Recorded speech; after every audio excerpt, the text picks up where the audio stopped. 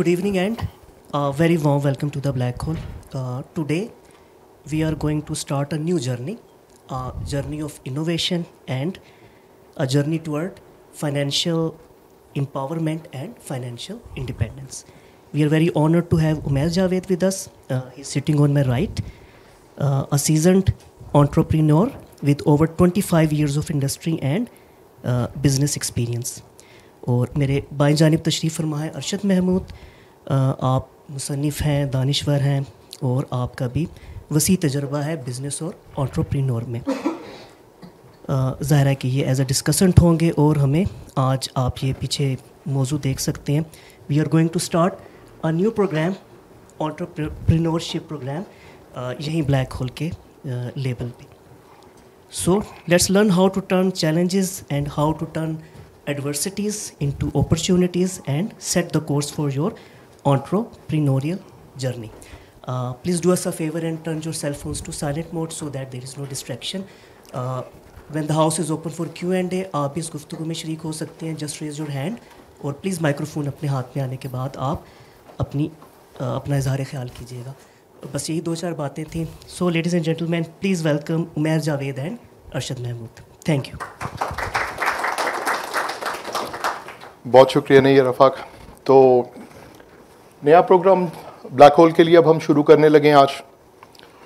इस इदारे को बनाने का मकसद भी ये था. मैं थोड़ी सी तमहीद आपके आगे अर्ज़ कर दूं कि बातें तो हम बहुत सालों से कर रहे हैं, 75-76 साल से कर रहे हैं, लेकिन क्या वजह है कि मुल्क के अंदर तनज़्ज़ुली है, क्या वजह है कि इस हद तक गिरावट है हर शोबे के अंदर कि पूरी दुनिया के अंदर कोई मुकाम हम हासिल नहीं कर पा रहे. और उसकी वजूहात का जब तक आप तयन नहीं करेंगे, आपको एग्जैक्टली पता नहीं चलेगा कि प्रॉब्लम की ग्रास रूट लेवल के ऊपर प्रॉब्लम क्या है. तो ब्लैक होल बनाने का मकसद था कि उन प्रॉब्लम्स को आइडेंटिफाई किया जाए, और ख़ाली आइडेंटिफाई ना किया जाए, एक प्रैक्टिकल इदारा बनाया जाए जहाँ पर हम उन प्रॉब्लम्स का सलूशन भी पेश करें. हम कहीं पर ये नहीं समझते कि ये कोई गेम चेंजर होगा, लेकिन एक अपनी कोशिश ज़रूर होगी.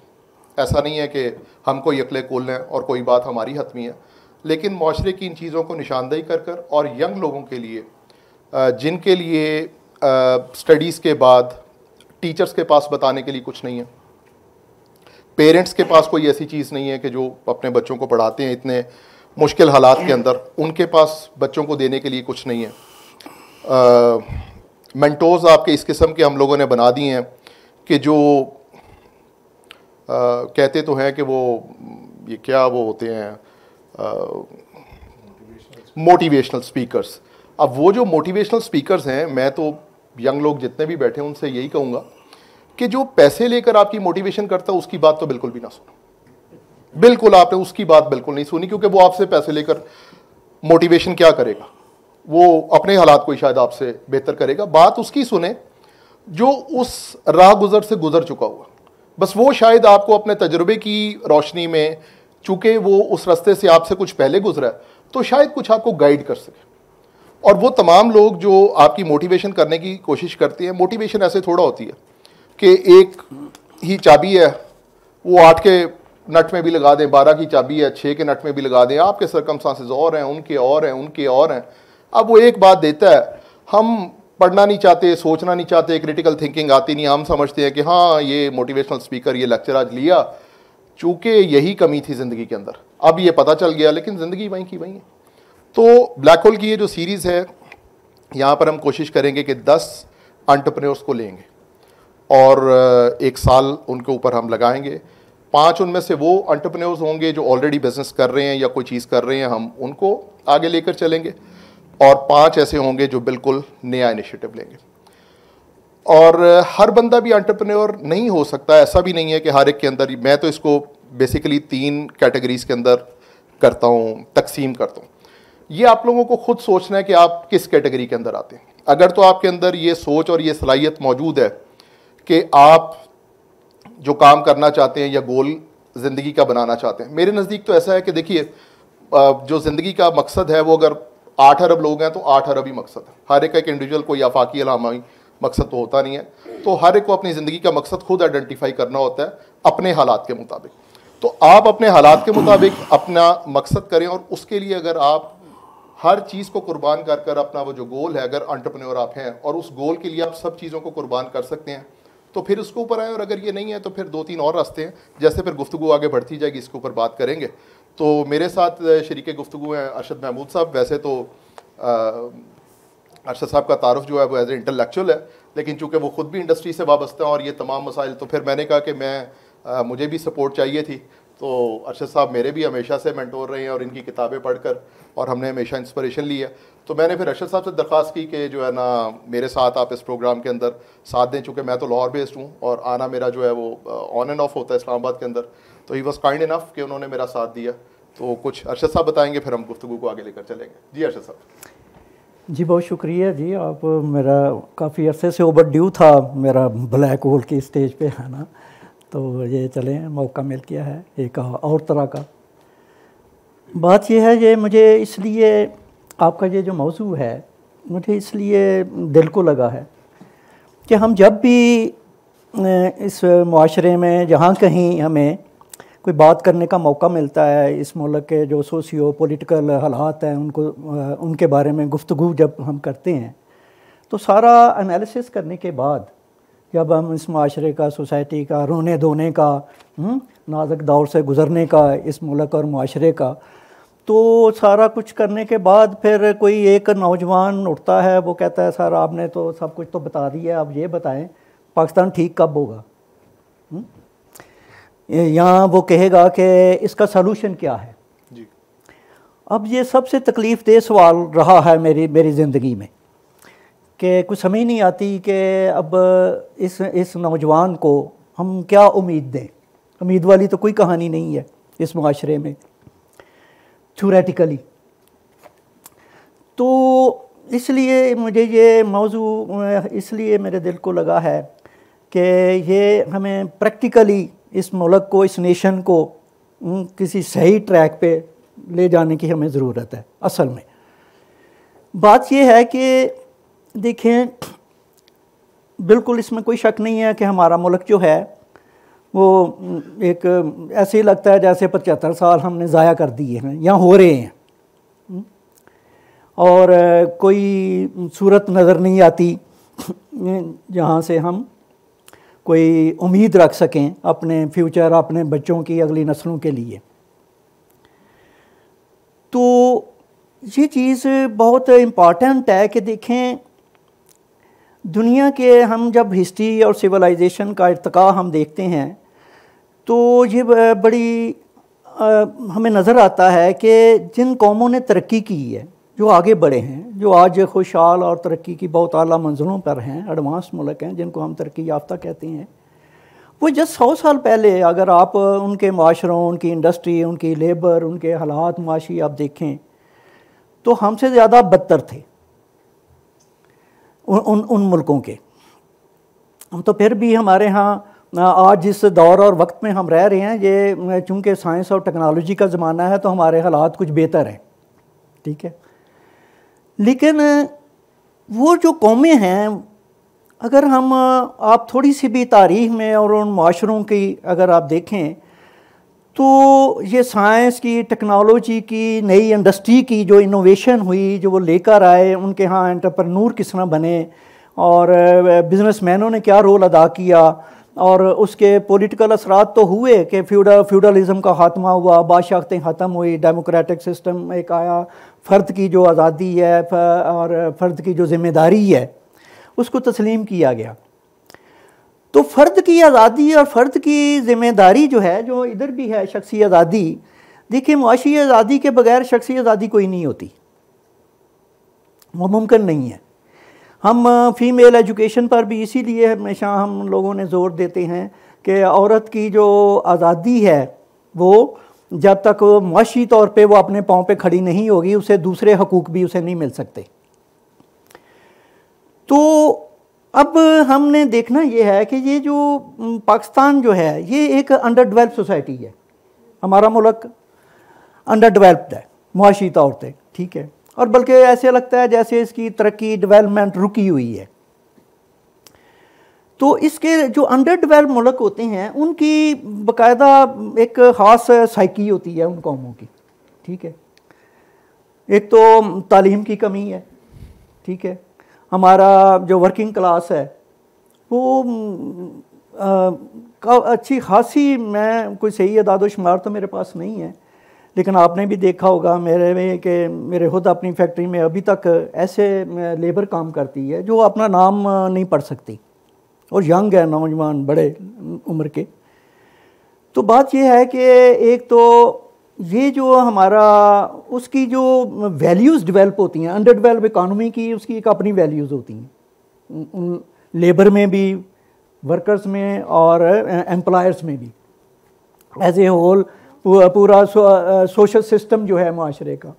उसमें ये है कि हमारा माशरा देखिए कैसे है, हम क्या करते हैं कि इंटरडिपेंडेंस जो है ये हमारे यहाँ एक ख़ास एक वैल्यू एक बनती है। जब हम किसी फैमिली में पैदा होते हैं, थोड़े से ग्रोन अप होते हैं, तो हमारे यहाँ ये होता है कि कोई ना कोई हमें सहारा दे, कोई रिश्तेदार हमें, यहाँ तो माँ बाप का जगह कोई मिल जाए बना बनाया, अगर बाप कहीं लगा हुआ है तो मुझे भी, मैं भी जो थोड़ा सा पढ़ के वो भी मुझे सिफारिश कर कहते मुझे भी लगा दे उसी महकमे में, मुझे भी जॉब दिलवा दे। कुछ चाचा मामा को बाहर गया हुआ है, मैं गल्फ में गया हुआ है तो मुझे वीज़ा भेज दे। ये हर एक की ख्वाहिश होती है हमारे यहाँ हर नौजवान की, ठीक है। यहाँ कोई मुझे दुकान खोल दे, कोई वर्कशॉप बना दे, कोई कहीं मुझे कोई रख दे, यानी कि जो भी करे कोई दूसरा करे। तो उसको कभी ये नहीं आता कि यार जो कुछ करना है मैं खुद से कोई इनिशिएटिव लूँ, मैं अपने पाँव पे आप खड़ा हूँ, मैं खुद अपॉर्चुनिटीज़ को, माशरे की चीज़ों को ढूंढूं कि भाई मेरे लिए क्या मौक़े हैं। और ये याद रखें कि ये जो मौक़े होते हैं किसी भी दुनिया के बड़े बड़े, मैंने तो बहुत अमीर लोगों के दुनिया में उनके हालात ज़िंदगी पढ़े हैं, तो वो भी इन्हीं मुश्किलात से गुज़रे हुए हैं। अब होता ये है कि ये जो डिपेंडेंस वाला जो मामला है ना, कि हम एक कमा रहा है 10 बंदे खा रहे हैं, ये हमारे हर घर की, हर दूसरे घर की ये कहानी है। तो इस तरह की जो सोसाइटी है, वो माशरा, हम बिल्कुल तवक्को नहीं कर सकते कि वो इकनॉमिकली माशी लिहाज से वो डेवलप करेगा। वो वहाँ कभी उस माशरे में एक जनरल खुशहाली भी आ सकती है, क्योंकि पहला रूल है ये है तरक्की का कि हर फर्द ने कमाना है, वो मेल है या फीमेल है। ठीक बात। जितने घर के अफराद हैं सब एम्प्लॉयड होने चाहिए। तमाम तरक्की याफ्ता मुल्कों कौमों की देखें, पहली बुनियादी शर्त ये है कि हर कोई काम कर रहा है, ठीक है, और वो किसी की तरफ देख नहीं रहा, किसी सहारे की तरफ। और हमारे यहाँ ये सहारे बढ़ते बढ़ते फिर एक अल्लाह मियाँ का सहारा है, तो वो बहुत बड़ा है, ठीक है, बन चुका हुआ है कि हर काम ज़िंदगी के सारे इंडिविजुअल हों, काम सोशल हों, कौमी हों, वो सारे अल्लाह मियाँ पे हम छोड़ देते हैं। इसलिए कि हमारे यहाँ ये कल्चर और ये मजाज और ये साइकी हमारी बन पा नहीं रही कि हम सब ने मेहनत करनी है, हम सब ने काम करना है। इंसान जो है वो मेहनत के लिए पैदा हुआ है, और ज़िंदगी के अंदर जो तब्दीलियाँ हैं, जो खुशहाली है, जो मसाइल का हल है, वो हमारी इज्तिमाई कलेक्टिव इंडिविजुअल और कलेक्टिव मेहनत के अंदर है। तो मेरे तो ख्याल में ये इस साइकी को तो ब्रेक करना जो है ना, वो बहुत ज़रूरी है हमारे एक इंटेलेक्चुअल सतह पे जो हम बात अरशद साहब, मैं बिल्कुल आपकी इस बात के साथ 100% मुत्तफ़िक हूँ कि हालात बदलने के लिए मेहनत आपको खुद करनी पड़ेगी, और वो मेहनत अनथक होएगी। ऐसा नहीं है कि वो आप ये कहें कि मुझे मजाक कभी कभी लतीफ़ा आ जाता याद, तो आपने जो बात बताई उस पर पंजाबी कितने लोग समझते हैं यहाँ पर? अच्छा चलो फिर पंजाबी में मैं सुना देता। वो ऐसा ही कहाडराम होंदा ते काम कोई नहीं करता, ते घर जिहड़ा ना लम्मा पिया रहिंदा, ते ओहदी बुढ़ी आंदी ते आके उन्होंने कहती है कि देख नाल दे घर जिहड़ा ना फ्रिज आ गया। वो काम दे उत्ते जांदे ने सवेरे ते फ्रिज आ गया, तो फिर चादर उत्ते लैंदा ते वेड़े च सौ रहिंदा। फिर कोई हफ्ते 10 दिन बाद वो बुढ़ी कहती है कि तू सुता रहना, तो देख उन्होंने घर मोटरसाइकिल भी आ गई है।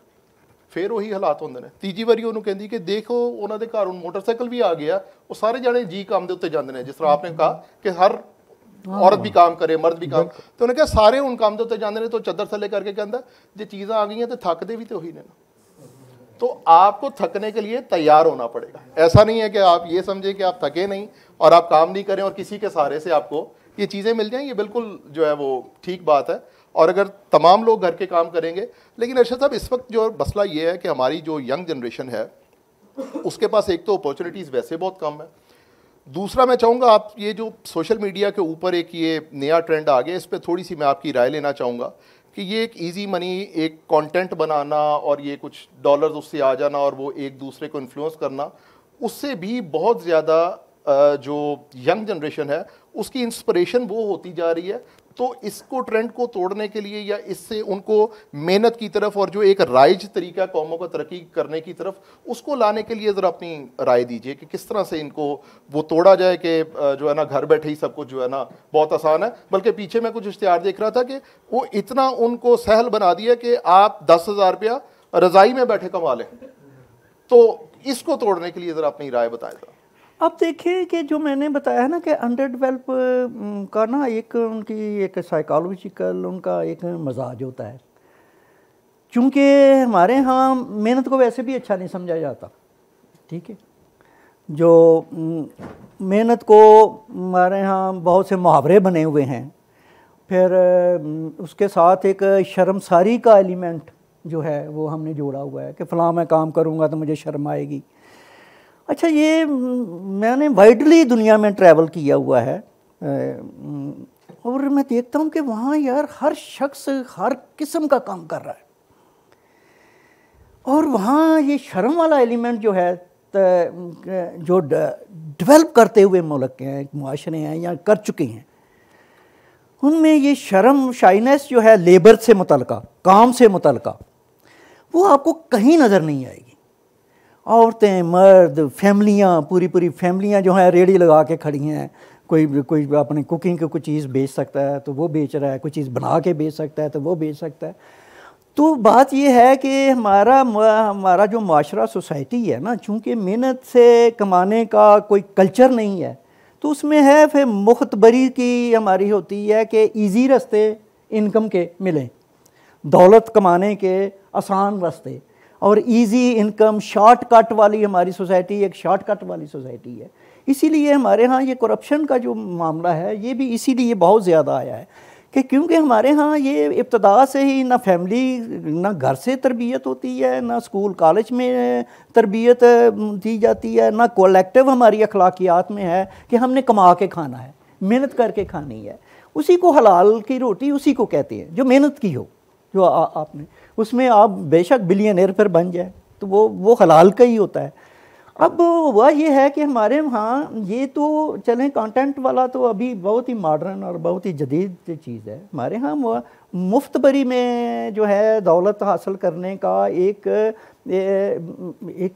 रीत और रवाज है और फैशन है कि हमने, आप देखें कि आज से कोई 20 साल पहले की बात है, मैंने देखा कि इस्लामाबाद में मतलब कि लोग इतनी जल्दी से अमीर हुए, यहाँ पे इमारत इस्लामाबाद में इतनी तेज़ी से मल्टीप्लाई हुई, लोग करोड़ोपति हो गए। और कैसे हुए कि एक प्लाट लिया है, मतलब कि अगर उन्होंने करोड़ का प्लाट लिया है, साल बाद 5 करोड़ का हो गया, 5 साल बाद वो 20 करोड़ का हो गया है। एक ने F7 F8 की पुराना घर कहीं अलाट हुआ था, उन्होंने वो को 50 करोड़ का हो गया, को बिलियन का हो गया, उन्होंने फिर और कोई प्लॉट ख़रीदे हैं। तो ये इजी इनकम के ये जो चीज़ें हैं, ये माशरे में एक रैट रेस हो गई है कि हम जल्द अज जल्द हम अमीर हो जाए, जल्द अज जल्द दौलत मिल जाए।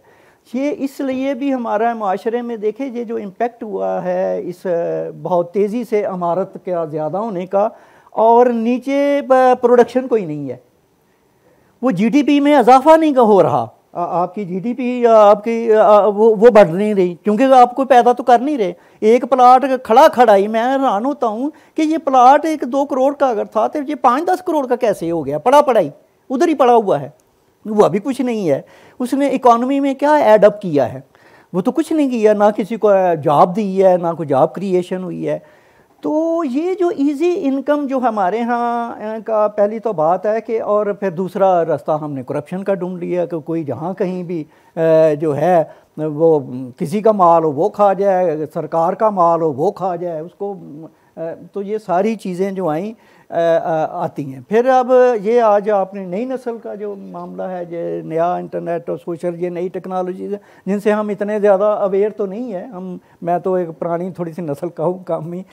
तो ये कंटेंट जो है कि भाई अब इजी इनकम, कहीं लोग कहते हैं पता नहीं फलां आदमी बड़ा यूट्यूब से ना वो पता नहीं लतीफ़े सुना के वो जो है वो उसके पास लाखों डॉलर आ रहे हैं, या कोई एक रेसिपी से अजीब अजीब गांव देहातों में लोग बताते हैं फलाना बंदा फलां गांव का वो इतना पैसा कमा गया है सोशल मीडिया से। वो इंस्पिरेशन हो जाती है ना अर्शद साहब। मेरा सवाल ये है कि वो एक इंस्पिरेशन बन जाती है कि जाहिलों की पजीराई जब आप करना शुरू कर देंगे तो शऊर वालों को कहाँ ले जाएंगे? तो वो वही बात है, असल में वही आता है कि काम चोरी। हम लोग जो है ना, हम बुनियादी तौर पे ये जो, और यही सिर्फ हमारा माशरा नहीं है, जो भी डेवलप इकानमी होगी वो लोग इसी तरह ही सलगश होते हैं, सुस्त होते हैं, वो कम मेहनती होते हैं और यही सहारों पे रहते हैं कि कोई सहारा हमारा बने और उनको दौलत हमारे पास आ। लेकिन जैसे आपने कहा ना, इसका जो दोहरा इफेक्ट भी होता है ना, प्लॉट ने, बिल्कुल आपने ठीक कहा, जीडीपी के अंदर उसने ऐड कोई नहीं किया, बारिश आ रही है प्लॉट वहीं पड़ा है, अब उसकी कीमत बढ़ गई। उसका दूसरा इम्पैक्ट भी आता है कि वो एक ऐसी डिमांड क्रिएट करता है जो लग्जरी डिमांड होती है। अब मेरा एक प्लॉट था वो 2 करोड़ का, वो 20 का हो गया,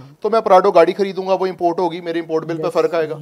मैं रोलेक्स घड़ी उसके लिए खरीदूंगा, उसके लिए मेरे इंपोर्ट। तो उसका जो साइकिल है वो इतना खतरनाक है कि वो दोनों तरफ से मार पड़ती है, एक इधर से मार पड़ रही है, एक उधर से मार पड़ रही है। लेकिन जब हम यंग नौजवानों की बात करते हैं कि आज उनको क्या इंस्पिरेशन होनी चाहिए या उनको किस डगर के ऊपर चलना चाहिए, तो देखिए जैसे आपने कहा, मैं आपके साथ एग्री करता हूं, जब तक मेहनत का सबक नौजवानों को नहीं बताया जाएगा, मेहनत सबसे पहला रूटीन, आपको काम है नहीं है, आपको सुबह 9 से लेकर शाम 6 बजे तक अपने काम की जगह पर जाना है, ईमानदारी से काम करना है। जब तक ये चीजें आप मुकद्दम नहीं करेंगे, देखिए ये 25 करोड़ की आबादी का मुल्क है, जहां पर ये एक अफरीत है आबादी, वहां पर आपकी उसी वीकनेस के साथ ये अपॉर्चुनिटी भी है।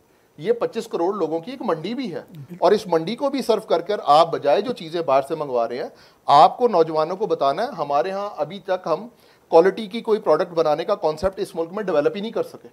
हम आज तक बाहर को क्वालिटी के ऊपर देखते हैं, कौन सी मेड इन पाकिस्तान हमने कौन सा ब्रांड बनाया। अब हम उसकी डिटेल में जा सकते हैं कि सवाए इस्टेब्लिशमेंट के रोल के यहाँ पर कंपनियां क्यों नहीं पनप सकी। अभी कल हम एक महफिल में बात कर रहे थे कि टाटा का जीडीपी जो है वो क्रॉस कर गया, जो है वो रात हम बात कर रहे थे पाकिस्तान की इकोनॉमी से जो है वो कर गया। अब टाटा ग्रुप का बनना, या अगर हम अपने पड़ोसी मुल्क की बात करें तो वहाँ पर जो अच्छी चीज़ें हैं हमें उसको अप्रिशिएट करना होगा। धीरू भाई अंबानी के जो मसाइल थे वो मुकेश अंबानी और अनिल अंबानी के कभी भी नहीं हो सकते, और मुकेश अंबानी के बेटे के वो मसाइल नहीं हो सकते जो उसके हैं। जनरेशन के साथ ये तब्दीली आती जाती है, लेकिन जो पहला एंटरप्रेन्योर होता है, मियां मंशा ने यहाँ पर जो काम किया होगा वो उसके बेटों को नहीं, उसकी मुश्किलात का कभी भी अंदाजा नहीं हो सकता कि वो किस तरह से ये बनी, बल्कि वो उसको समझेंगे। क्या जो अभी आप बात कर रहे थे कि हम पुराने दौर के हैं, तो कहेंगे आपको नहीं बहुत सारे मामलात का पता, दुनिया तब्दील हो चुकी हुई है। तो 25 करोड़ आबादी का मुल्क है, यहाँ पर ये लोग खाना भी खाते हैं, ये लोग कपड़े भी पहनते हैं, इनको प्रोडक्ट्स भी चाहिए, और अगर वो तमाम प्रोडक्ट आप अपने मुल्क के अंदर, जो यंग लोग यहाँ पर बैठे हैं, आप यहाँ कोई क्वालिटी का प्रोडक्ट नहीं बनता। यहाँ कोई एक छोटा सा आपके इस्लामाबाद में खाने वाला मशहूर हो जाए, आप गाड़ी निकाल कर दूर तक जाएंगे, वहाँ पर जाकर खाना खाकर आएंगे कि वो अच्छा प्रोडक्ट बेचता। तो अगर अपने जहन के अंदर इन पैरामीटर्स को ले आए कि मेहनत करनी है, सुबह से लेकर रात तक मेहनत करनी है, आप में कंसिस्टेंसी होनी चाहिए। कंसिस्टेंसी एक ऐसी चीज़ है जिसको मैं साइंटिफिकली तो नहीं प्रूव कर सकता, लेकिन मेरा ज़ाती तजुर्बा ये है कि ये भी पे बैक करती है। तसलसल के साथ किसी काम के साथ लगे रहना, ये नहीं है घंटे बाद कुछ सोचा, अगले दिन किसी और ने कुछ बताया तो आपका ज़हन मुंतशिर हो गया, चौथे दिन किसी और प्रोडक्ट की तरफ सोचना शुरू कर दिया कि अब ये बहुत फ़ायदेमंद है। आप एक चीज़ को अच्छे तरीके से सोचें, अपनी मार्केट की रिसर्च करें। इस मार्केट के अंदर मैं ज़ाती तौर पर आपको बता रहा हूँ कि आज भी मिलियनर या बिलियनर बनने के चांसेस मौजूद हैं। यूरोप की इकॉनमी इस तरह से ग्रो नहीं कर रही कि आप वहाँ पर आपको इस वक्त एक एंटरप्रेन्योर बनने के लिए बहुत इनोवेटिव और बहुत आइडियाज़ लाने पड़ेंगे, लेकिन इंडिया, पाकिस्तान, बांग्लादेश की मार्केट के अंदर अभी भी चूंकि बहुत सारी प्रोडक्ट्स ऐसी हैं जो आपके मुल्क में बन ही नहीं रही, क्वालिटी का कॉन्सेप्ट नहीं है। तो आप अगर यहां पर भरपूर मेहनत करें, अपना मकसद खुद डिफाइन करें कि ये मेरा मकसद है, ये मैंने अचीव करना है अपनी लाइफ के अंदर, और 8 से 10 साल तक अनथक मेहनत करें उसके ऊपर, मैं आपको श्योरिटी देता हूं कि आप अपना नाम बना जाए, बिल्कुल गारंटी के साथ मैं आपको। लेकिन ऐसा नहीं हो सकता कि आप कहें कि बिस्तर में भी पड़े रहें, ख्वाब भी बड़े बड़े देखते रहें, सहारे भी ढूंढते रहें, फिर ये मुमकिन नहीं है। अपने जिस्म को उसके लिए तैयार करें, सोच को तैयार करें, और ब्लैक होल के प्लेटफॉर्म पे जो हम सीरीज शुरू करेंगे, हम एटलीस्ट ये करेंगे कि आपको कोई ऐसा नुकसान ना हो जो तजर्बे की बुनियाद के ऊपर, चूँकि हम उस रास्ते से थोड़ा सा पहले गुजरे हैं, तो आपको इतना जो है ना वो गाइड करें कि आपकी तरक्की आपको नजर आना। और 1 साल के बाद हम ये भी कोशिश करेंगे कि जिन एंटरप्रेन्योर्स को हमने सेलेक्ट किया है वो अपनी स्टोरी खुद 1 साल के बाद आकर इसी प्लेटफॉर्म के ऊपर बताएं।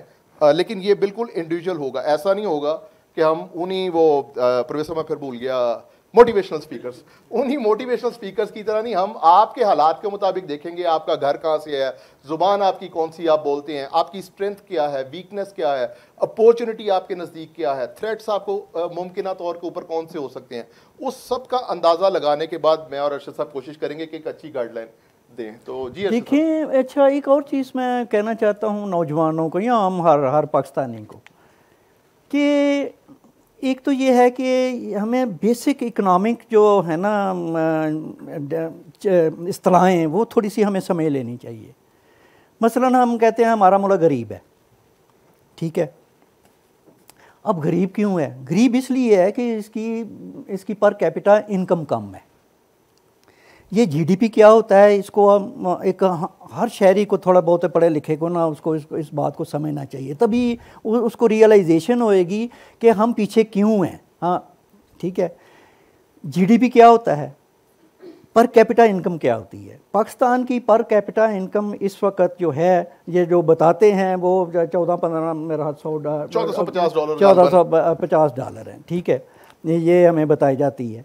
अब बात ये है कि ये पर कैपिटा इनकम जो है ये क्या चीज़ है, और इसका कंपैरिजन जिनकी पर कैपिटा इनकम ज़्यादा है, या जो टोटल फिर ये per capita income total cumulative होके पूरे माशरे की, पूरी सोसाइटी की, हर शहरी जो है 25 करोड़ लोग तो साल भर में जो कुछ बनाते हैं और अपनी सर्विसेज ऐड कर रही होती हैं, उस दौलत को टोटल करके उसकी जीडीपी उसको कहा जाता है, जो हमारी को 240 बिलियन डॉलर के तकरीबन है। और वो इंडिया की एक कंपनी की जो उसके जो एसेट्स हैं, उसका कारोबारी जो हुजम है वो उतना हो गया है।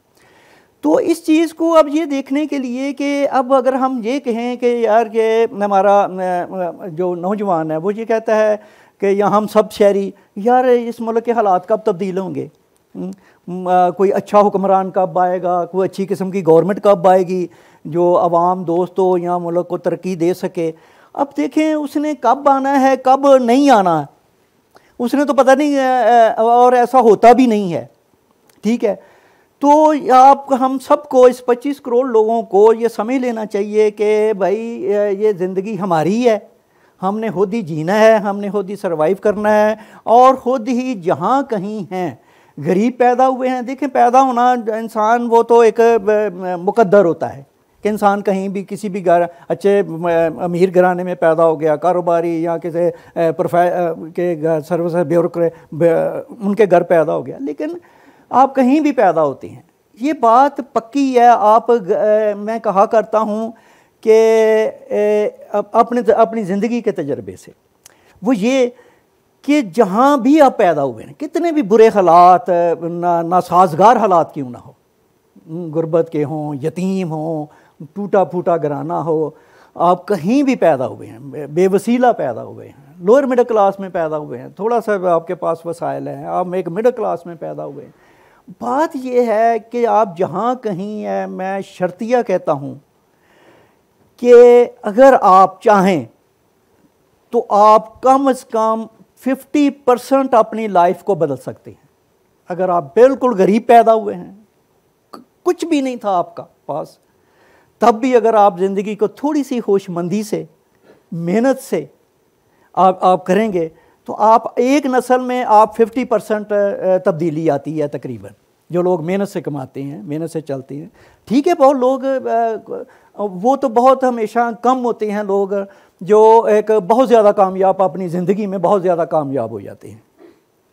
ठीक है, थोड़े से स्क्रैच से चलते हैं और कहीं बड़े मल्टी अपना बिजनेस में हो जाते हैं। लेकिन हर कोई जो है मेहनत अगर करेगा, मेहनत को फोकस करेगा, अपनी स्किल को बढ़ाएगा। पहली तो बात है कि पहला होता है कि स्किल सीखनी। आपने अपनी पर कैपिटा इनकम बढ़ानी है, आपने अपनी जो कीमत है, वैल्यू है, आपकी लेबर की जो वैल्यू है आपके काम करने की, आपने उसको बढ़ाना है। अगर आप 10 रुपये घंटा ले रहे हैं, मसलन लेती हैं, तो आपने कुछ 100 रुपये घंटे वाला यार सोचना है, यार मैं कैसे अपनी स्किल को बढ़ाऊं, तो मैं अपनी मेरी 1 घंटे की मेरी जो कमाई है वो 100 रुपया होनी चाहिए। अगर 100 कमा रहे हैं तो आपका टारगेट 500 पे होना चाहिए। तो आपने खुद स्किल सीखनी है, कोई ना कोई काम सीखना है। उस काम के बाद फिर देखना है कि यार इस काम को मैं ग्रो कैसे कर सकता हूँ, इसको बढ़ा कैसे सकता हूँ। अभी एक सोशल मीडिया पे हमारा एक दोस्त है, तो वो उसने चंद दिन पहले मैंने एक उसकी पोस्ट पढ़ी। मेरा दोस्त है, नौजवान, यंग है, लंदन में हमारी मुलाकात हुई थी। तो वो भी ना लोगों को ऐसे गाइड करता रहता है, नौजवानों को ना। तो उसने वो कराची का बता रहा था कि वो किसी बाइकर जो है उसके ऊपर वो बैठ के कहीं गया। तो वो कहता है, उसने मुझे बताया कि मैंने ना अपना ना ये बाइक चलाने से पहले मैं टाइलें लगाने का काम, किसी मैसन का जो काम होता है, मैसनरी का, टाइलें लगाने का, वो करता था।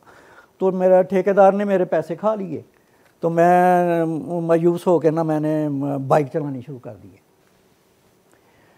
तो वो दोस्त कहता है, मैंने उसे कहा कि तुमने यार वो ये टाइलें लगाने का काम तो बड़ा अच्छा काम है, इसकी अच्छी इनकम है, इससे बाइकर से तो अच्छी इनकम है वो, तो तुमने वो, अगर तुम्हें वो काम आता था तो तुमने सिर्फ इतनी सी बात पे तुमने छोड़ दिया।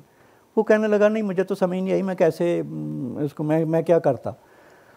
तो उसने, वो कहता है, मैंने उसे कहा, देखो तुम जो है ना ऐसे करो कि अपना कार्ड बनाओ, ठीक है, उस पर लिखो कि मैं टाइलें लेयर करने का मैं काम जानता हूँ, और वो जो टाइलें बेचने वाले दुकानदार हैं उन सबको उस मार्केट में जाके, कराची में सबको जाके वो अपना कार्ड दे दो कि जी कोई मुझे अगर किसी को चाहिए तो आज ही आप मुझे बुला लिया करें, या मेरा फ़ोन नंबर उसे दे दिया करें।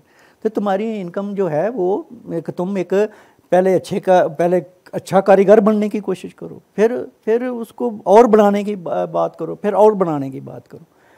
सच्ची बात है कि मैं आपको थोड़ा कह रहा था कि आप बीती मैं आपको बता दूं। अब देखें, मेरे जैसा बंदा जो मुझे करीबी दोस्त जानते हैं, मतलब कि मैं बिज़नेस वाली मेरे अंदर कोई बात नहीं है, ना कभी थी, ठीक है। तो बल्कि बाज़ दोस्त में से एक अज़रा मजाक भी कहती है कि यार तुम अगर बिज़नेसमैन हो तो राइटर क्यों हो, कैसे हो, और अगर राइटर हो तो बिज़नेसमैन कैसे हो, ये दोनों चीज़ें आपस में नहीं मिलती। तो बात ये है कि मैं ख़ुद बिल्कुल राज शक्ल में, जी बिल्कुल कोई मजाज भी नहीं था, कोई बिज़नेस का, कोई कारोबार का, कोई ना माँ की तरह बाप, कोई घर की फैमिली की तरफ से नहीं मिला था। ये मतलब कि 98 में बाहर से मैं यूएई से मुलाजमत, मैंने ज़िंदगी में उधर 22 साल मैंने मुलाजमत की थी, सरकारी नौकरी थी मेरी, महीने बाद तनख्वाह मिल जाती है उन मुल्कों में, ठीक है, बैंक में आ जाती थी कि साहतम।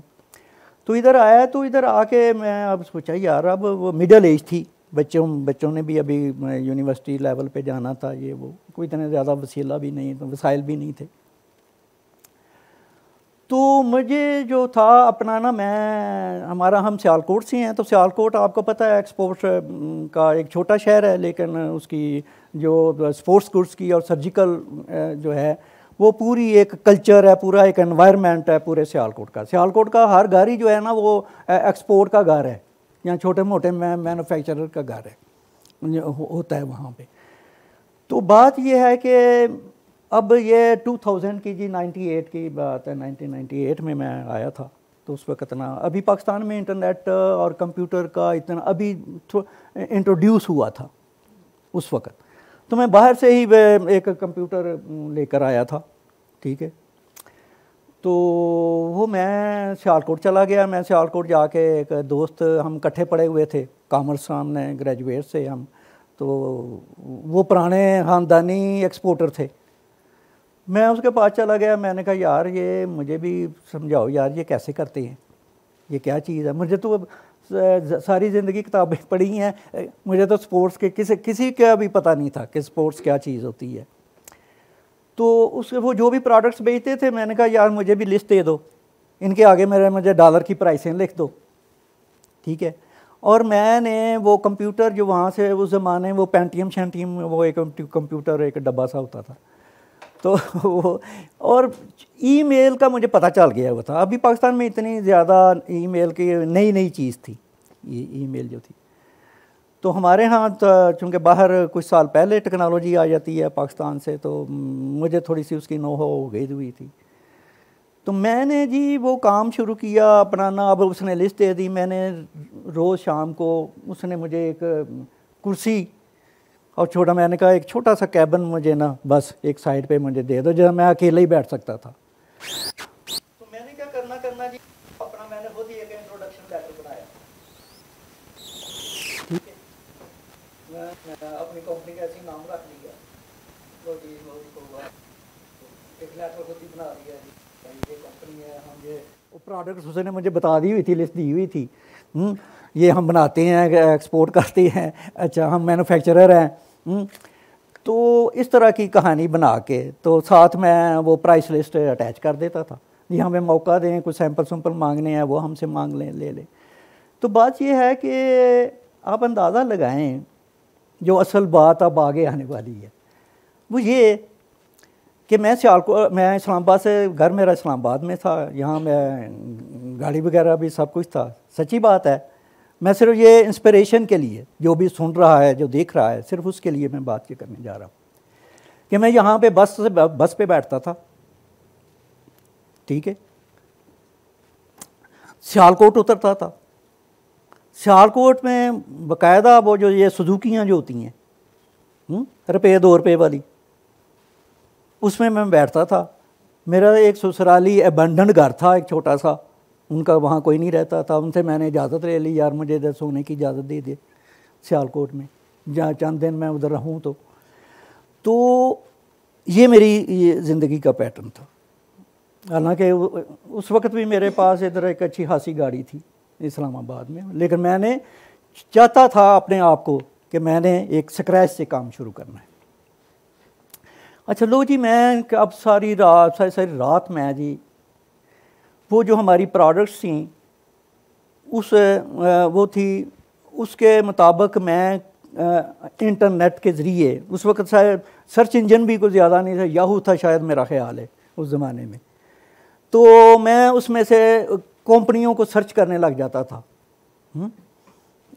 उस स्पोर्ट्स की लाइन में। तो उसको सर्च करना और यूरोप, अमेरिका, इंग्लैंड के मुल्कों में वो सर्च इंजन के ज़रिए वो प्रोडक्ट्स डालता, वो क्या यार इसको कौन कौन ख़रीदता है। उनके फिर ईमेल एड्रेसेस मैंने ढूंढने करने। मैं रोज़ के कुछ 150 एड्रेसेस मेरी अपने ऊपर ड्यूटी थी कि मैं 150 ईमेल एड्रेसेस कंपनियों के, क्लबों के, जिनकी जिम्स वगैरह उधर वो हमारी लाइन की जो स्पोर्ट्स करते थे वो होती थी। तो मैं वो सुबह जो थी वो 20, 25, 40, 50 जो मैं इकट्ठी करता ईमेलें, उन सब को मैं अपना वो इंट्रोडक्टरी लेटर जो था ना उनको टका देता, सेंड कर देता, बस जाओ भाई। लो जनाब, आप हफ्ता लगा लें, फिर महीना लगा लें। अब मेरी रूटीन ये होती थी कि मैं सियालकोट हर सैटरडे को वापस इस्लामाबाद आता था, तो फिर से मंडे को फिर चला जाता था। तो कोई जवाब नहीं, नथिंग। 1 महीना, 2 महीने, 3 महीने, 6 महीने, 8 महीने, 1 साल, एक पैसे का बिजनेस नहीं। किसी ने फिटे मुँह करके भी नहीं पूछा मेरे वो जो मैं डालता था कि यार कोई इंक्वायरी, कोई सवाल, कोई चीज़।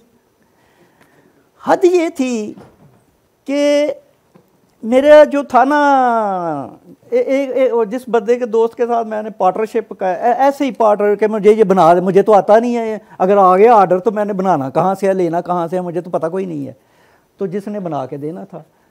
तो वो एक दिन वहाँ से गुजरा तो मुझे कहने लगा, अरशद साहब, मैं बैठा हुआ था अपने उसी मगन में, तो बड़ा मैं खुद भी अंदर से टूट चुका हुआ था, मायूस हो चुका हुआ था। तो मुझे जाते हुए उसने टांट की। उसने कहा कि अरशद साहब, बड़ा हौसला है यार, पंजाबी च साढ़ा जिहा होंदा तो कदों दा टुर गया होंदा, मैं छोड़ के चला गया होगा, भाग गया होता। अब आज वो मेरा पार्टनर है और अच्छा खासा ठीक ठाक अपने इलाके का एक खाता पीता एक बड़ा आदमी है। बात ये है कि यूँ हुआ, फिर क्या हुआ, शायद आपकी भी कोई ऐसी ही स्टोरी हो। फिर हुआ ये कि आहिस्ता आहिस्ता ना कुछ साल 1.5 साल बाद ना मैं लगा रहा, साल 1.5 बाद ना छोटे छोटे आर्डर $200-400-500 के ना छोटे छोटे आर्डर, इंक्वायरी आनी शुरू हो गई, किसी न किसी ने पूछ लेना, और छोटे छोटे आर्डर $100-500 के आर्डर आने शुरू हो गए। ठीक है, थोड़ी सी एक्टिविटी, थोड़ी सी मेरी होप उम्मीद बंधी।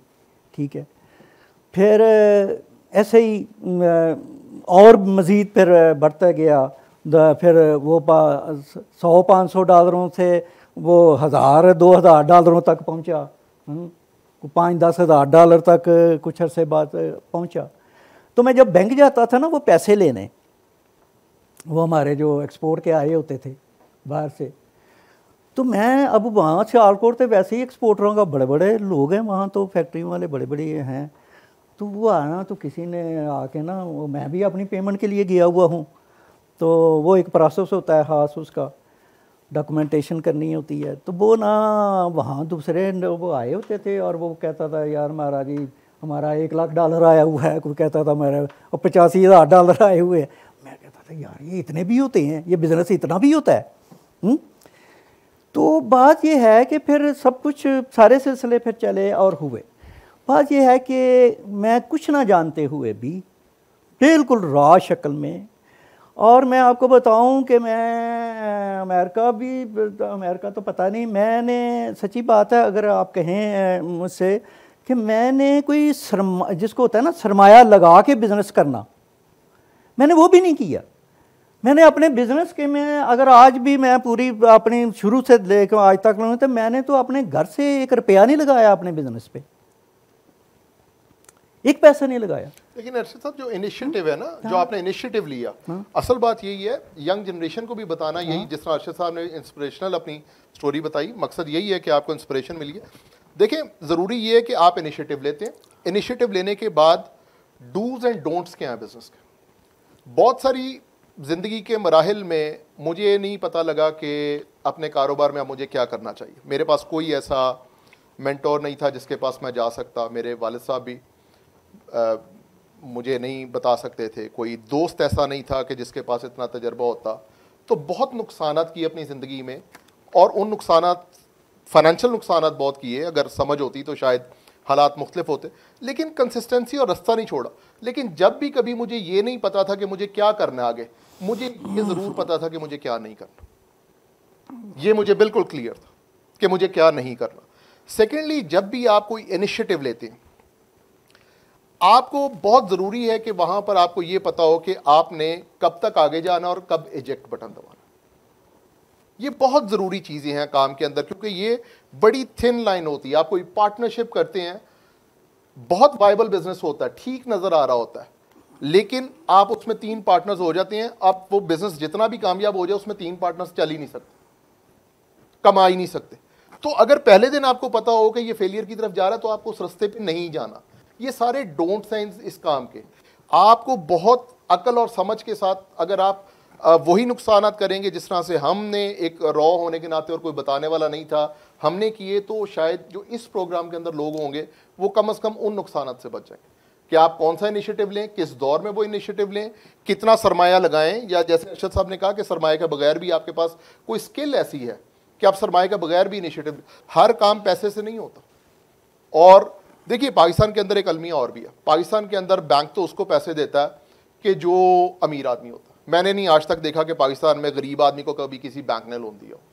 वो तो पहले ही कलेक्ट्रल मांगता है, तो वो रास्ते तो आपके पास कैपिटल के पहले ही बंद हो जाते हैं। तो अब हम आपको डराना शुरू कर देंगे जी इतने पैसे लेकर आओ, 10 करोड़ लेकर आओ, फिर ये फिजिबिलिटी नहीं नहीं नहीं नहीं।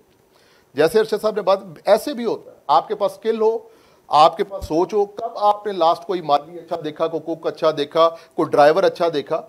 स्किल की तो इस मुल्क में इतनी कमी है कि यहाँ पर स्किल का नाम ही कोई नहीं। तो अगर आप कुछ भी काम करेंगे अपने और दूसरा अपने काम से प्यार करें, वो शख्स हमेशा आगे जाएगा जो अपने काम से प्यार। अगर आप अपने काम से प्यार नहीं करेंगे, उस पर इन्वेस्ट नहीं करें, उस पर रात को बैठकर सोचेंगे नहीं, जब घर जाए ना तो अपने काम पर 2 घंटे अकेले बैठकर सोचें कि मैं इसको कैसे इंप्रूव कर सकता हूं। अपनी टीम के साथ बैठें, अगर टीम है तो उनके साथ डिस्कस करें, नए आइडियाज आते हैं, और फिर ईमानदारी से आपने उसके ऊपर काम करना है। ये बहुत ज़रूरी है। तालीम कहीं एंटरप्रेन्योरशिप में 27वें मुझे किसी नंबर पे भी नहीं आती तालीम, किसी, मैं तो 27वें 28वें पे किसी नंबर पे भी नहीं। कंसिस्टेंसी, मेहनत, ईमानदारी अपने काम से, और अनथक। देखिए मुझे एक इंडिया के अंदर हमारे दोस्त हैं, वो ये कन्फेक्शनरी की बनाते हैं, मशीनरी बनाते हैं हैदराबाद के अंदर। मुझे पिछले रोज़, कुछ रोज़ पहले वो मुझे बता रहे थे कि वहाँ की एक सक्सेस स्टोरी को मुझे बता रहे थे। वो उनके लिए बालाजी कोई चिप्स वाले हैं, वो आज से 30-35 साल पहले अरशद साहब वो बता रहे थे कि बालाजी ने एक कंटीन का चिप्स, वो जिस तरह वो इंटरवल में, इंडिया में तो थिएटर और सिनेमा ज़्यादा हैं, तो वो वहाँ पर बेचा करते थे 3 दहाइयाँ पहले। तो उन्होंने घर जाकर अपनी बीवी से डिस्कस किया कि यार जो सबसे ज़्यादा इंटरवल में चीज़ बिकती है ना, वो चिप्स बिकती है, तो वो मैं उठाता हूँ वहाँ से, तो अगर तुम मुझे बना दिया करो और पैक कर दिया करो तो मैं ये चिप्स वहाँ भेज दिया करूँ। तो उन्होंने घर से बनाने शुरू कर दिए, तो कुछ मुनाफा बढ़ गया। फिर उन्होंने 1 से 2 सिनेमा ले लिए, 2 कैंटीन के ठेके उन्होंने ले लिए, और अब वो मुझे बता रहे थे कि 70% इंडिया में ले से ज़्यादा ये सुपर जो भी ब्रांड्स इंटरनेशनल है, मुझे इतने नाम नहीं आते, 70% मार्केट शेयर बालाजी के पास, और वो उनको सप्लाई करते हैं। और वो इदारे फैलते फैलते इतने बड़े हो गए कि उन्होंने अपने काम पर मेहनत की, अपने काम पर सोचा। आप किसी भी जगह पर हैं, किसी भी शोबे के ऊपर हैं, कुछ बुनियादी गलतियां हैं और कुछ जो है ना डूज एंड डोंट्स है। जिस तरह से सरकारी महकमों को कैसे डील करना, आप कोई काम इनिशिएटिव लेंगे, कोई इंडस्ट्री लगाएंगे, तमाम सरकारी महकमे आपको बंद करवाने के लिए आएंगे। उनकी पहली कोशिश ये होगी कि ये आया, या तो ये मुझे मेरा ड्यू शेयर दे, वरना वो आपको बंद करवाएंगे।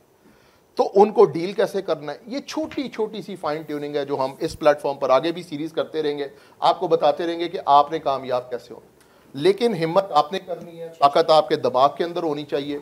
अपने हालात के मुताबिक किस जगह से इनिशिएटिव आप ले सकते हैं, उस इनिशिएटिव को बार बार सोचें। ऐसा नहीं है कि अपॉर्चुनिटी आपके इर्द गिर्द नहीं।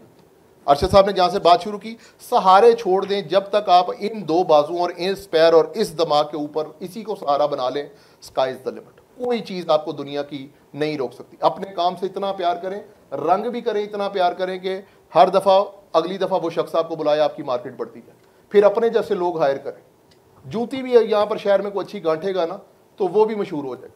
हमारे यहाँ तो क्वालिटी का कोई कॉन्सेप्ट ही नहीं है। दूर दूर तक आप किसी रेस्टोरेंट के अंदर चले जाएं, किसी जगह पर चले जाएं, वो बस आपको बिल्कुल इसी तरह समझते हैं कि जिसको थोड़ा क्वालिटी की अगर आप डिमांड करें तो वो आपसे उल्टा नाराज़ होते हैं। तो अगर आप क्वालिटी बनाएंगे तो आप खुद ब खुद अपनी जगह इस माशरे में बना लेंगे। क्यों साहब? मैं एक और चीज़ जो हमारे यहाँ हर मेहनत कश में, या आपको मेहनत कश में भी और ये बिजनेसमैनों में भी ये चीज़ मिलती है कि हमारा जो लेबर वर्कर है, जो कारीगर है, स्किल्ड कारीगर है, उसमें देखें कि अपना प्रोफेशनल एथिक नाम की कोई चीज़ नहीं है। हम सब थोड़ा बहुत किसी प्लम्बर से काम, घर का टूटी बिजली का कोई ना कोई मैकेनिक से हर एक को वास्ता पड़ता है। और मेरा ख्याल है कि कम से कम 99% रोते ही हैं जो काम करवाते हैं इनसे।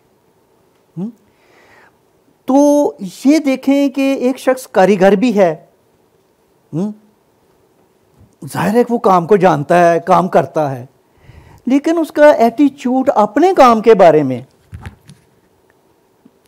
वो इस कदर कमज़ोर है, वो इस कदर टूटा फूटा है, और उसके अंदर कोई एथिक नाम की चीज़ कोई नहीं है। उसकी वादा तो काम इन लोगों के यहाँ वादा वाला तो चक्री कोई नहीं है।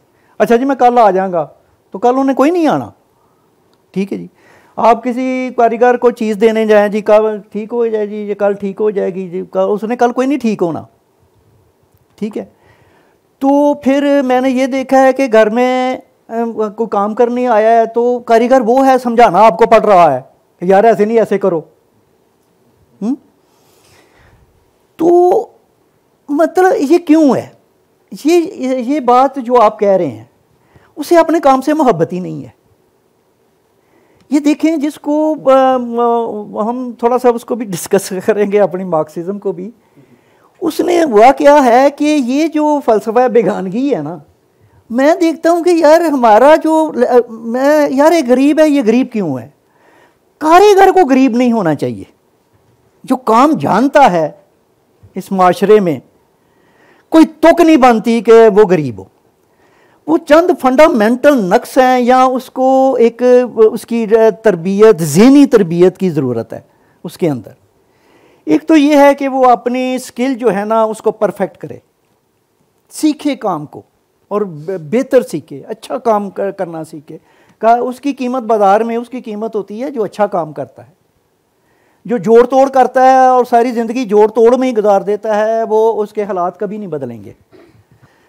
तो ये जो है वक्त की पाबंदी, वादा को वफा करना, उसने समझना यार मैंने अपने क्लाइंट से, अपने कस्टमर से कोई कमिटमेंट की है तो उसको पूरा करना, ये वो अपने प्रोफेशन का हिस्सा ही नहीं समझता। आप कारीगर को कहें ना यार, या दुकानदार को जिसने आपको कहा था कल बन जाएगा और वो कोई नहीं बनता है, तो आप उसे कहें यार तुमने मुझे कल ही कह देना था यार, ये 8 दिन बाद बनेगा, ये 4 दिन बाद बनेगा।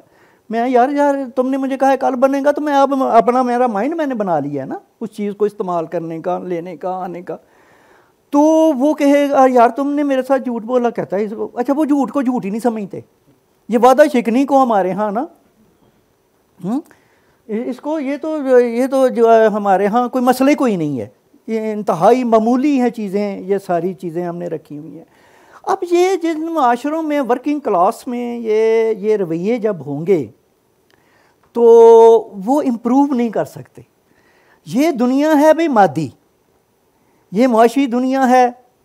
ये आपने अपने आप को जब तक आपने ख़ुद को परफेक्ट नहीं बनाना, उसमें परफेक्शन नहीं देखनी, आपने अपना एटीट्यूड जो है वो एफिशिएंट नहीं करना। बात होती है ये दुनिया है एफिशिएंट काम की, आपकी एफिशिएंसी आपके अंदर कितनी है और आपके अंदर क्वालिटी कितनी है।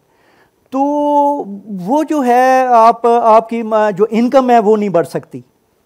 फिर मैं एक और आम तौर पे मैं इस माशरे में देखता हूँ यार ये एक गरीब एक है, तो ये गरीब क्यों है, इसके हालात क्यों नहीं बेहतर होते या हो सकते हैं। तो वो मैं देखता हूँ मसलन एक मामूली सी बात मुझे बड़ी, हम मुझे हवा भराते हैं गाड़ियों में टायर में,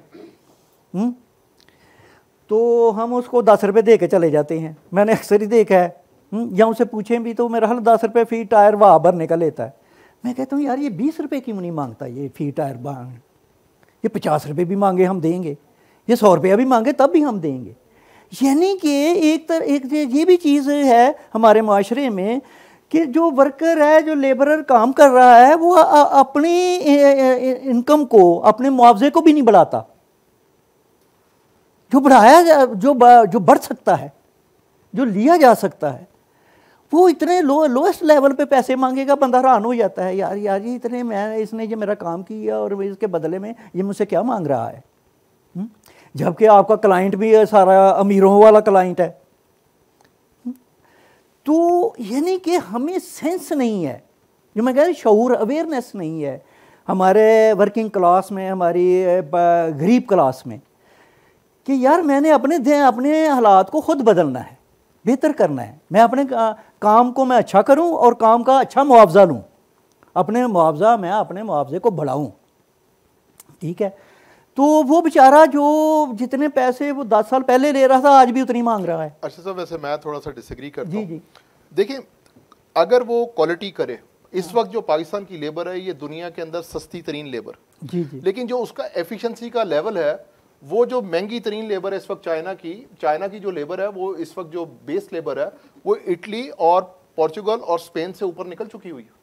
वहाँ 1100-1200 यूरो जो है वो आपको टेक होम जा रही है, जबकि यहाँ पर 1600 से 1700 यूरो चाइना का, जो बीजिंग, शंघाई, हांजू, गोंजू जो बड़े शहरों के अंदर है। लेकिन उनकी जो एफिशिएंसी है वो हमारी लेबर से उसी तरह 100 गुना ज्यादा। अगर वो पैसे ज्यादा, हमारी लेबर अच्छा काम करना चाहती ही नहीं। अगर आज पाकिस्तान एंटरप्रेन्योरशिप में पीछे है तो इसमें सबसे बड़ा रोल भी बहुत लोगों ने इन्वेस्टमेंट कर यहाँ पर लेबर के हाथों भी इंडस्ट्रियां बंद हुई हैं। बिल्कुल सही और वो तैयार ही नहीं है कि वो अपने आप को आगे ज़हनी तौर के ऊपर लेकर जाए, अपने स्किल सेट को ऊपर लेकर जाए, और वो सीखने के लिए भी नहीं बिल्कुल तैयार। बिल्कुल सही तो ये कसूर भी बहुत ज्यादा जो है ना, ये हमारे गरीब आदमी अपनी वजह से गरीब है। हालांकि उसको आप ट्रेनिंग का प्रोग्राम करा दें, मेरे जाती तजर्बात है, इटली तक भेजकर इनको ट्रेनिंग के प्रोग्राम करवाए, लेकिन ध्यान ही है कि जैसे ही वापस आओ किसी और इंडस्ट्री में जो है ना वो अपॉर्चुनिटी तलाश करो कि इसने मेरे ऊपर इन्वेस्टमेंट की है तो इसको छोड़कर मैं किसी और जगह चला। ये बिल्कुल जो कल्चरल बैकवर्डनेस है ना हमारे यहाँ, असल में हमारी लेबर के अंदर, मैं खुद अपनी फैक्ट्री में भी देखता हूँ कि वर्कर्स, अब देखें ये वर्कर्स हैं, एक वर्कर्स जो है वो उसके वो अच्छे खासे लाख, 1.5 लाख, 2 लाख का उसका महीने की वेजेस निकल रही हैं। एक वर्कर है वो उसकी 10,000 निकल रही है। भाई वो क्यों नहीं वो खुद अपने आप को इम्प्रूव कर रहा?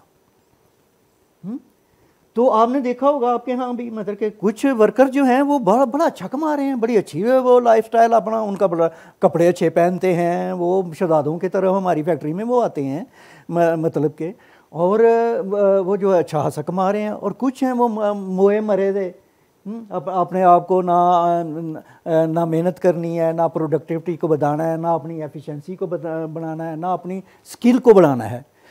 तो फिर हमारे अगर जिनका छोटा कारोबार है, छोटे जो कारोबार वाले हमारे लोग हैं, वो भी मैं देखता हूँ कि उनके यहाँ अपने अड्डे को, अपने माहौल को इम्प्रूव करने का, साफ़ सफाई करने का कोई नया टूल, नया इक्विपमेंट आया है उन्हीं की फील्ड का, तो वो उसको नहीं लेंगे।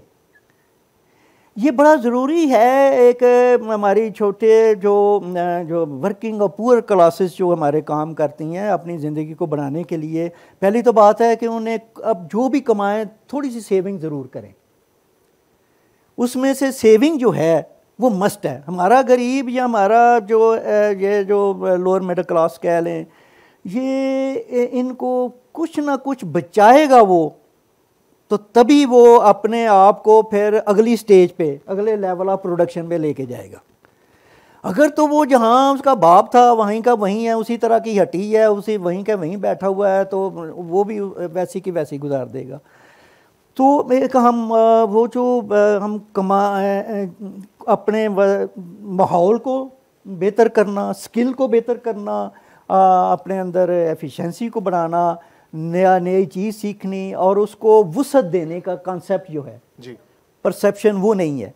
ये आपने जो बात की थी ना कि ये जो लेबर, एक मुल्क की लेबर महंगी होती है और एक मुल्क की लेबर सस्ती क्यों होती है,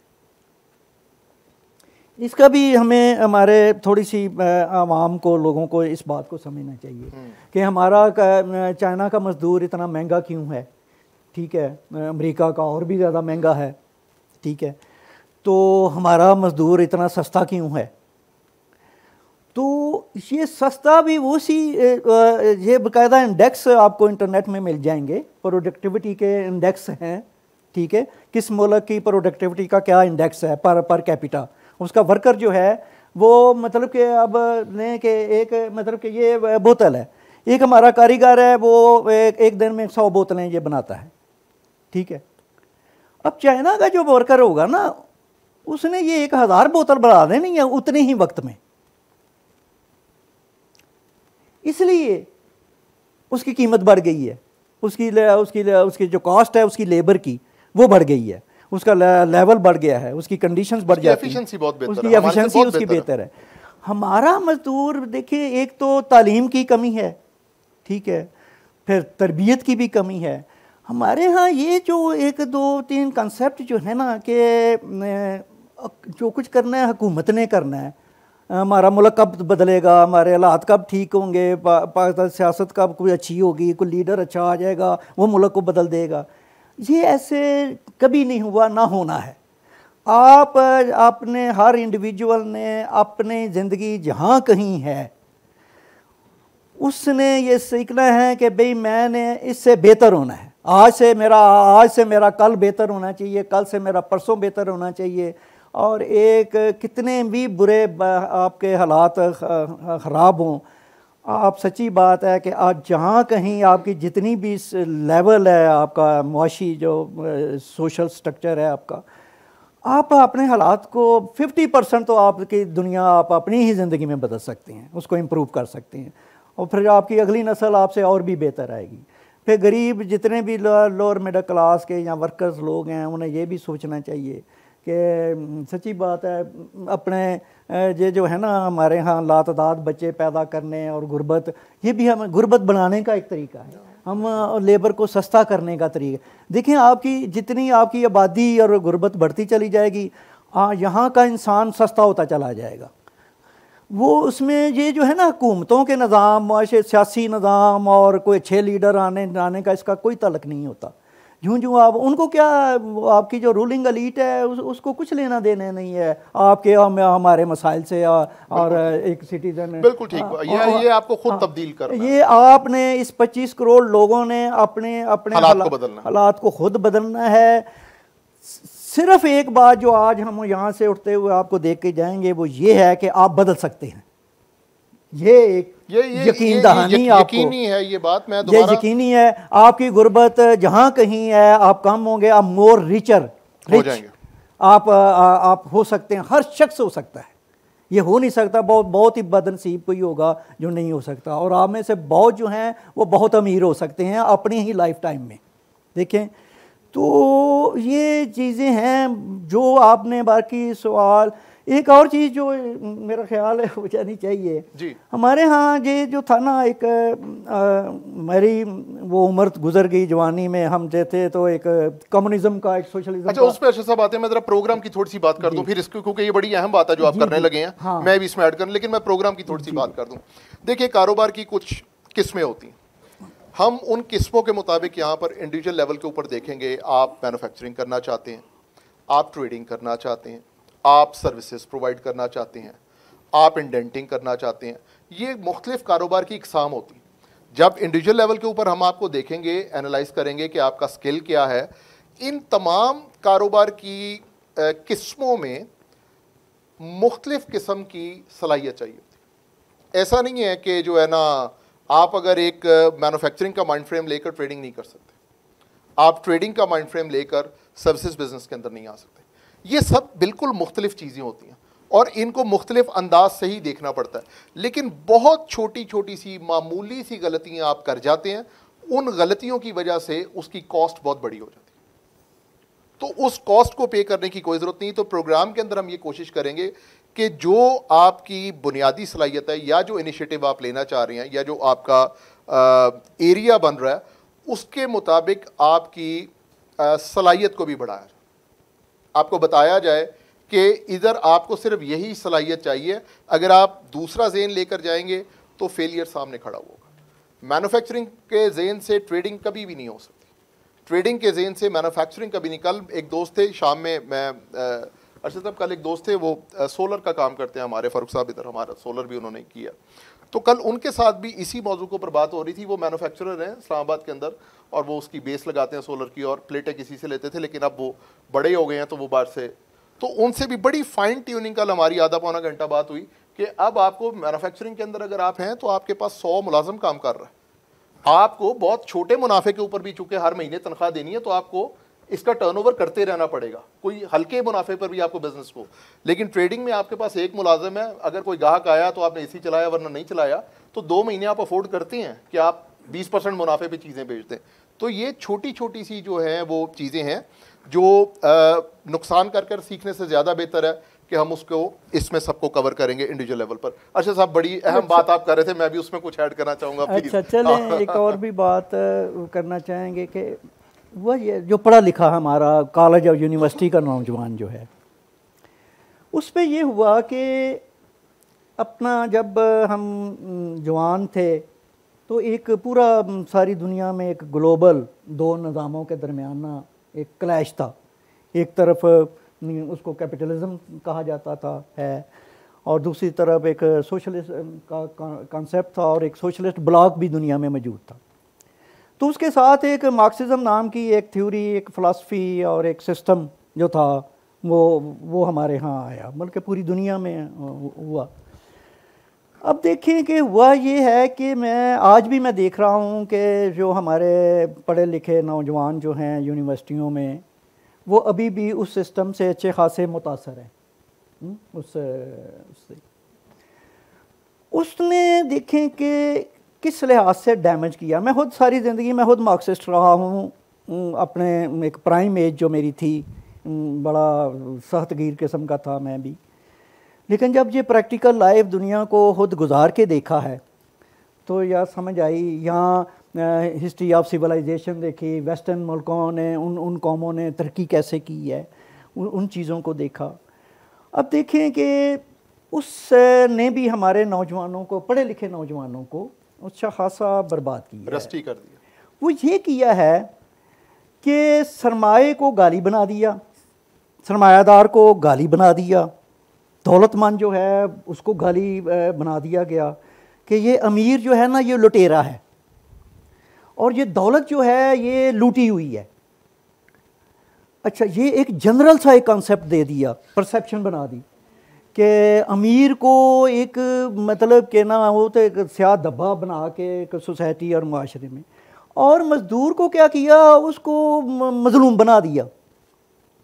मज़दूर जो है वो मज़लूम है, तो उसका इस्तेहसाल हुआ है। और ये जो सरमायादार है जो खाता पीता है वो इस्तेहसाल करने वाला है, जुल्म करने वाला है, ज़्यादती।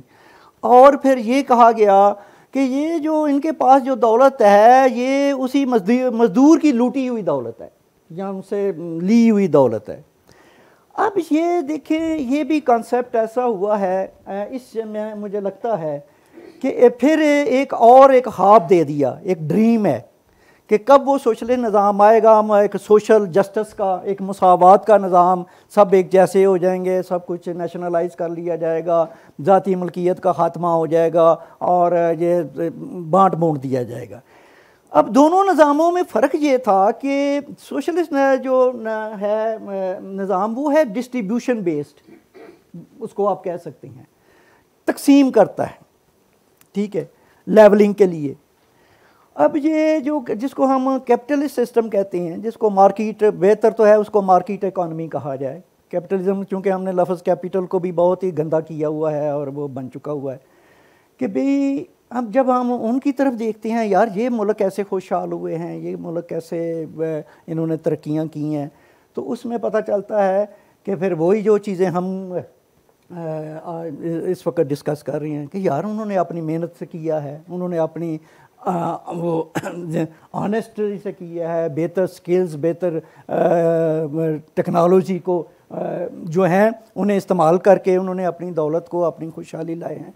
और उसी के बाद ही वो फिर दो चीज़ें आती हैं, जब दौलत या पैसा उन माशरों में आता है खुशहाल में, तो ये जो चीज़ें हैं, एक तो हर शख्स, हर इंडिविजुअल खुद मुख्तार है, वो खुद अपना कमा रहा है, ठीक है वो। और फिर जब वो हुआ तो फिर ये जो शख्सी आज़ादी है, फ़र्द की आज़ादी है, फ़र्द को अपनी आज़ादी मिली कि उसने खुद अपना खुद कमाया, वो कमा सकता है, तो उसको एक सफ़ियर, एक फ्रीडम का उन सोसाइटियों में मिला।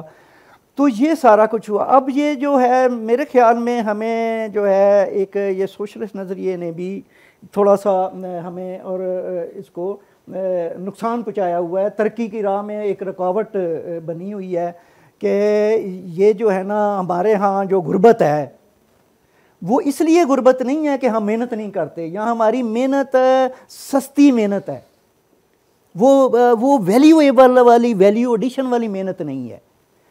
कैपिटलिस्ट सिस्टम वो आपको वो कहता है कि वहाँ बुनियादी कॉन्सेप्ट ही वो वैल्यू एडिशन का देता है कि आपने ना आपने अपनी मेहनत के अंदर वैल्यू ऐड करनी है, ठीक है। तो अब अगर 10,000 रुपया आपका महीना है तो आप कोई ऐसी उसमें वैल्यू ऐड करें कि आपकी 1 लाख रुपया महीना इनकम हो जाए, आपने उसमें वैल्यू ऐड करनी है। तो उससे आपका आप जो हैं वो आप महंगे, आपकी लेबर जो है, आपकी स्किल जो है वो महंगी होती चली जाएगी, उसकी कीमत बढ़ती चली जाएगी। अब हमारे यहाँ ये एक चीज़ जो है ना, ये कि भाई कोई सिस्टम आएगा, कोई पॉलिटिकल चेंज आएगी और वो हमारे हालात चेंज करेगी। नहीं, वो नहीं आएगी। और दुनिया में कोई मसावात होनी चाहिए, आप ही ज़बरदस्ती मसावात की जाए, कोई ऐसा सिस्टम है जो हमें मसावात कर दे।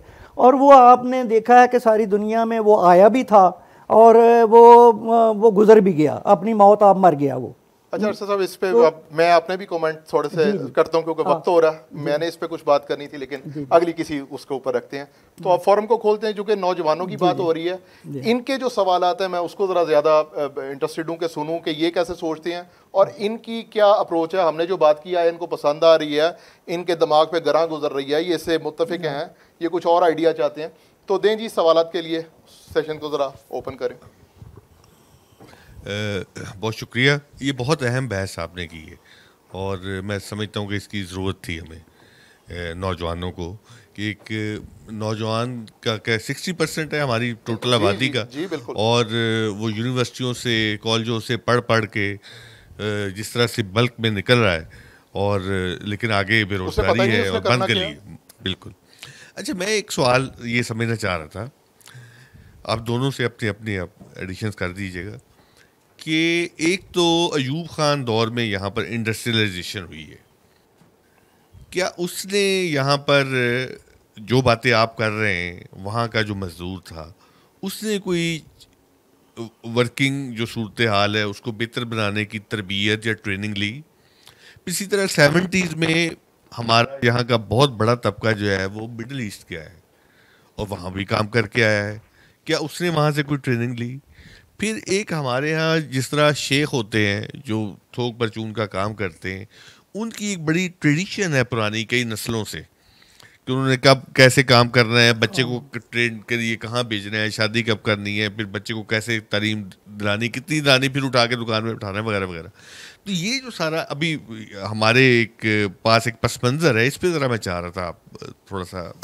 जी हाँ, बल्कि मैं बात करते हुए मेरा अपना ये मेरे जहन में भी आया था कि ये जो चंद कम्युनिटीज़ हैं हमारे यहाँ, ठीक है, जो जिनको हम शेख भी कहते हैं, वो कराची के भी बोरे मेरा हाल इस तरह की चंद, मैं इतना ज़्यादा नहीं जानता, लेकिन चंद कम्युनिटीज़ हमारे यहाँ ऐसी हैं जो ख़ानदानी एंटरप्रेन्योर होती हैं।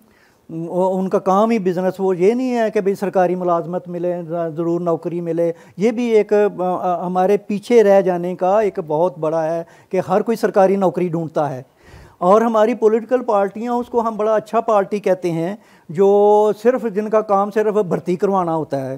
हमारा एक पार्टी है, पता नहीं मैं नाम लूँ या ना लूँ, वो तो खुलेआम भर्तियाँ करके वो सोशलिज्म लाते हैं या आवाम की खिदमत करते हैं। बात ये है कि ये बिल्कुल बात सही है कि ये जो ऐसी कम्युनिटीज़ हैं हम उनसे भी सीख सकते हैं। दूसरी मैं तो कहूँगा कि देखें कि वो जो कम्युनिटीज़ हैं उनके यहाँ ये ऐसी वैल्यूज़ हैं कि आपने अपना काम खुद करना है।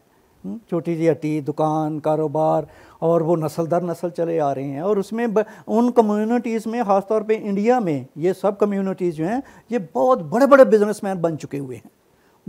ये जो बड़े इंडिया के बहुत बड़े ख़ानदान जो हैं, जो बड़े बड़े अमीर हैं, इंडस्ट्रियलिस्ट हैं, वो भी इन्हीं कम्युनिटी से ताल्लुक़ रखते हैं। तो यस, ये एक आस्पेक्ट है हमारे यहाँ कि बाकी की जो आबादी है वो जो अल्लाह मियाँ के सहारे बैठी हुई है या कोई हुकूमत के सहारे, रियासत के सहारे कि रियासत ठीक होगी तो फिर पाकिस्तान ठीक होगा, पाकिस्तान ने तो कभी ठीक नहीं होना। हम लोगों ने खुद ही इसको खुशहाल करना है, बढ़ाना है आबादी हमारी ने। तो ये बात आपकी बिल्कुल ठीक है। बाकी जो था आपने अयूब के ज़माने की आपने उसकी दी है, वो देखें कि वो वाकई वो हमारा एक वो नौजवानी का ज़माना था। वो इसमें कोई शक नहीं है कि एक वसी तरीन इंडस्ट्रियलाइजेशन उस ज़माने में शुरू हुई। तमाम हमारे जो फाइनेंसिंग के स्पेशलाइज्ड इंडस्ट्रियल फाइनेंसिंग डेवलपमेंट बनी, इस तरह के बहुत से अदारे बने उस अयूब दौर में बनाए गए।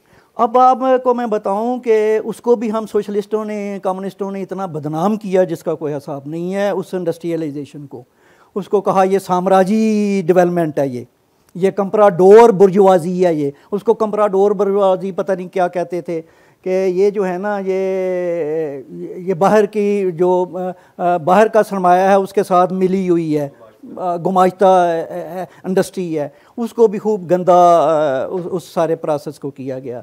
लेकिन उसका तो डाउनफॉल हमारे उसी इस्टेब्लिशमेंट ने वो उसको जब हमें कश्मीर की आज़ादी की तरफ चल पड़े और गलबा इस्लाम की तरफ चल पड़े और शरीयत की तरफ चल पड़े, तो वो हमारा पाकिस्तान का वो जो इंडस्ट्रियल वो जो प्रोसेस चल पड़ा था, जहाँ एक बड़ी बड़ी इंडस्ट्री पाकिस्तान में वाकई लगी थी, इंडस्ट्रियल जोन बने थे और उनको बैंक जो थे इन्वेस्टमेंट दे रहे थे, वो सारा रास्ता हमने खुद ही छोड़ दिया। बल्कि भुट्टो दौर में भुट्टो ने भी बड़ा नुकसान पहुँचाया पाकिस्तान के इंडस्ट्रियल प्रोसेस को।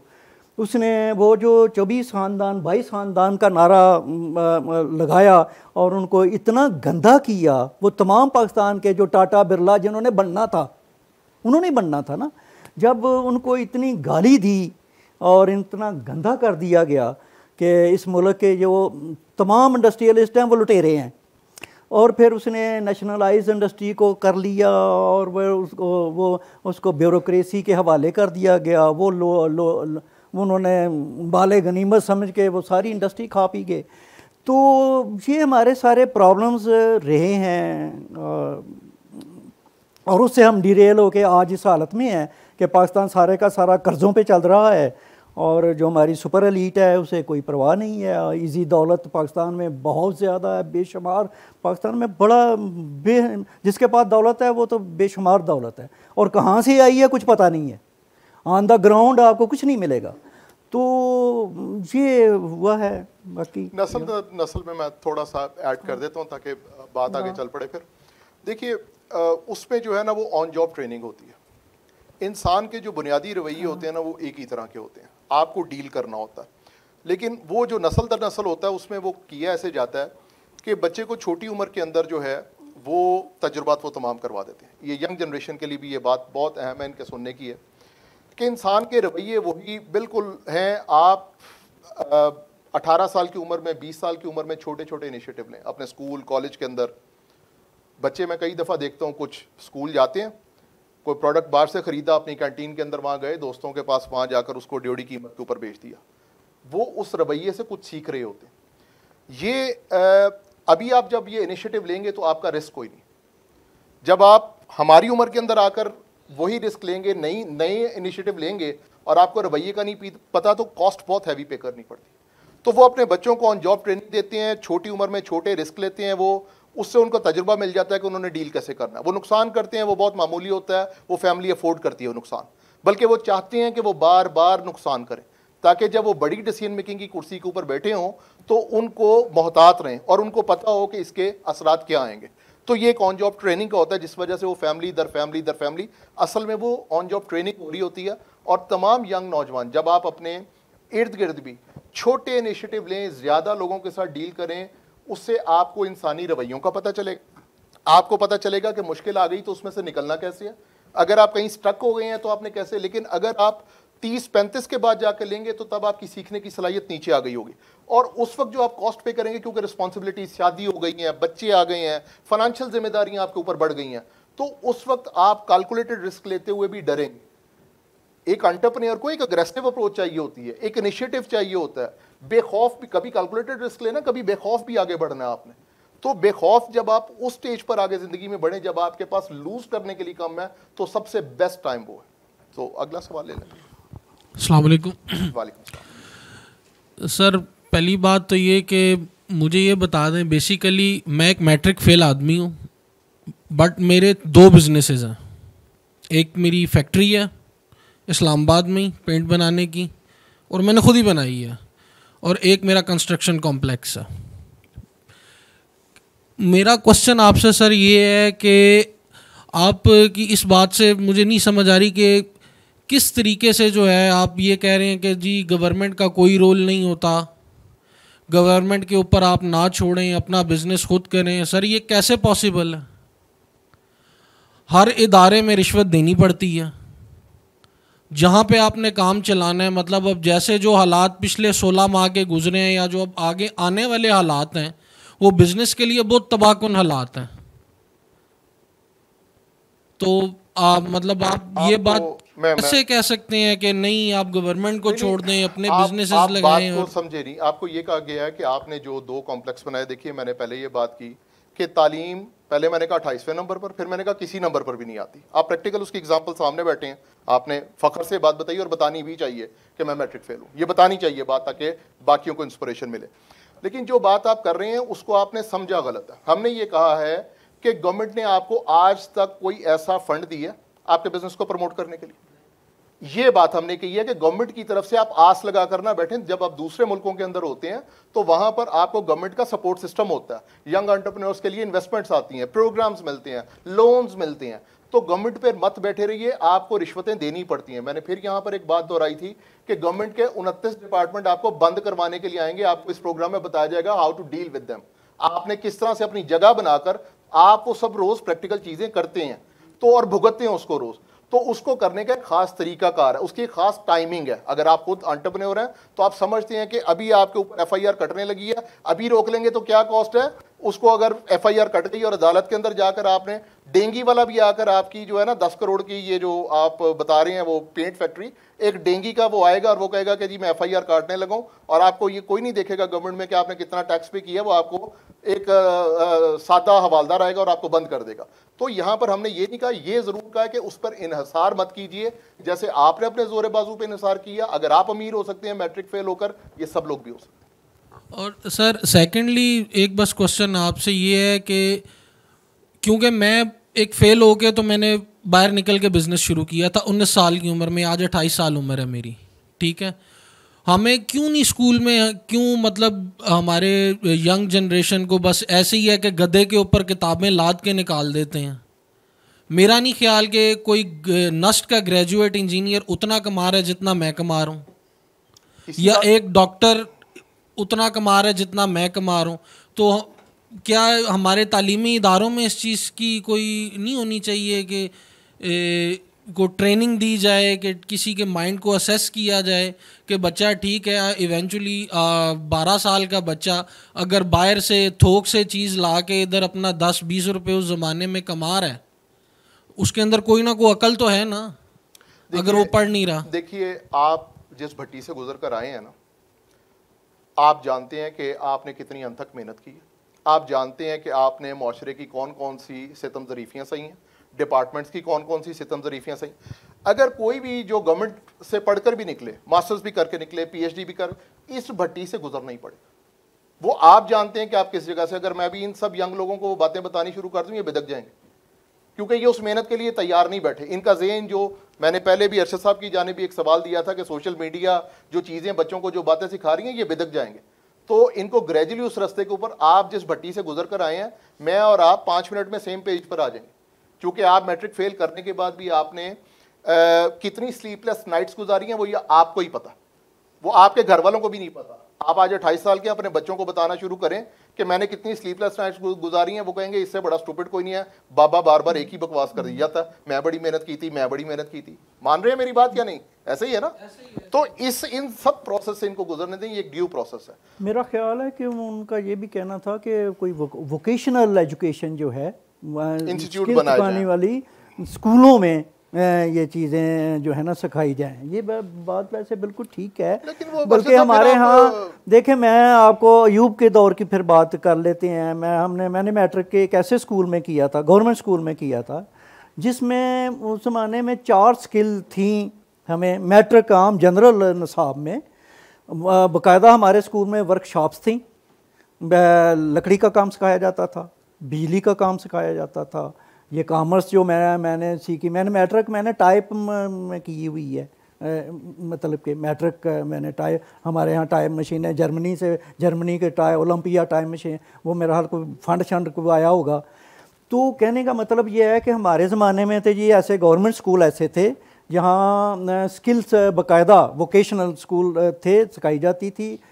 आज भी कुछ हैं और कुछ का मुझे ऐसे लगता है कि चूँकि एज ए हमें चैम्बर ऑफ कॉमर्स से मुख्तलिफ ना हमें आती हैं इंफॉर्मेशंस आती हैं, तो वो ये है कि आज भी वोकेशनल स्कूल्स गवर्नमेंट के यानी कि बने हुए हैं जो मुख्तलिफ स्किल सिखाते हैं। मेरा ख्याल है में कि पब्लिक में या हमारी जो वर्किंग क्लास है उसको अवेयरनेस नहीं है या उसको पता नहीं है।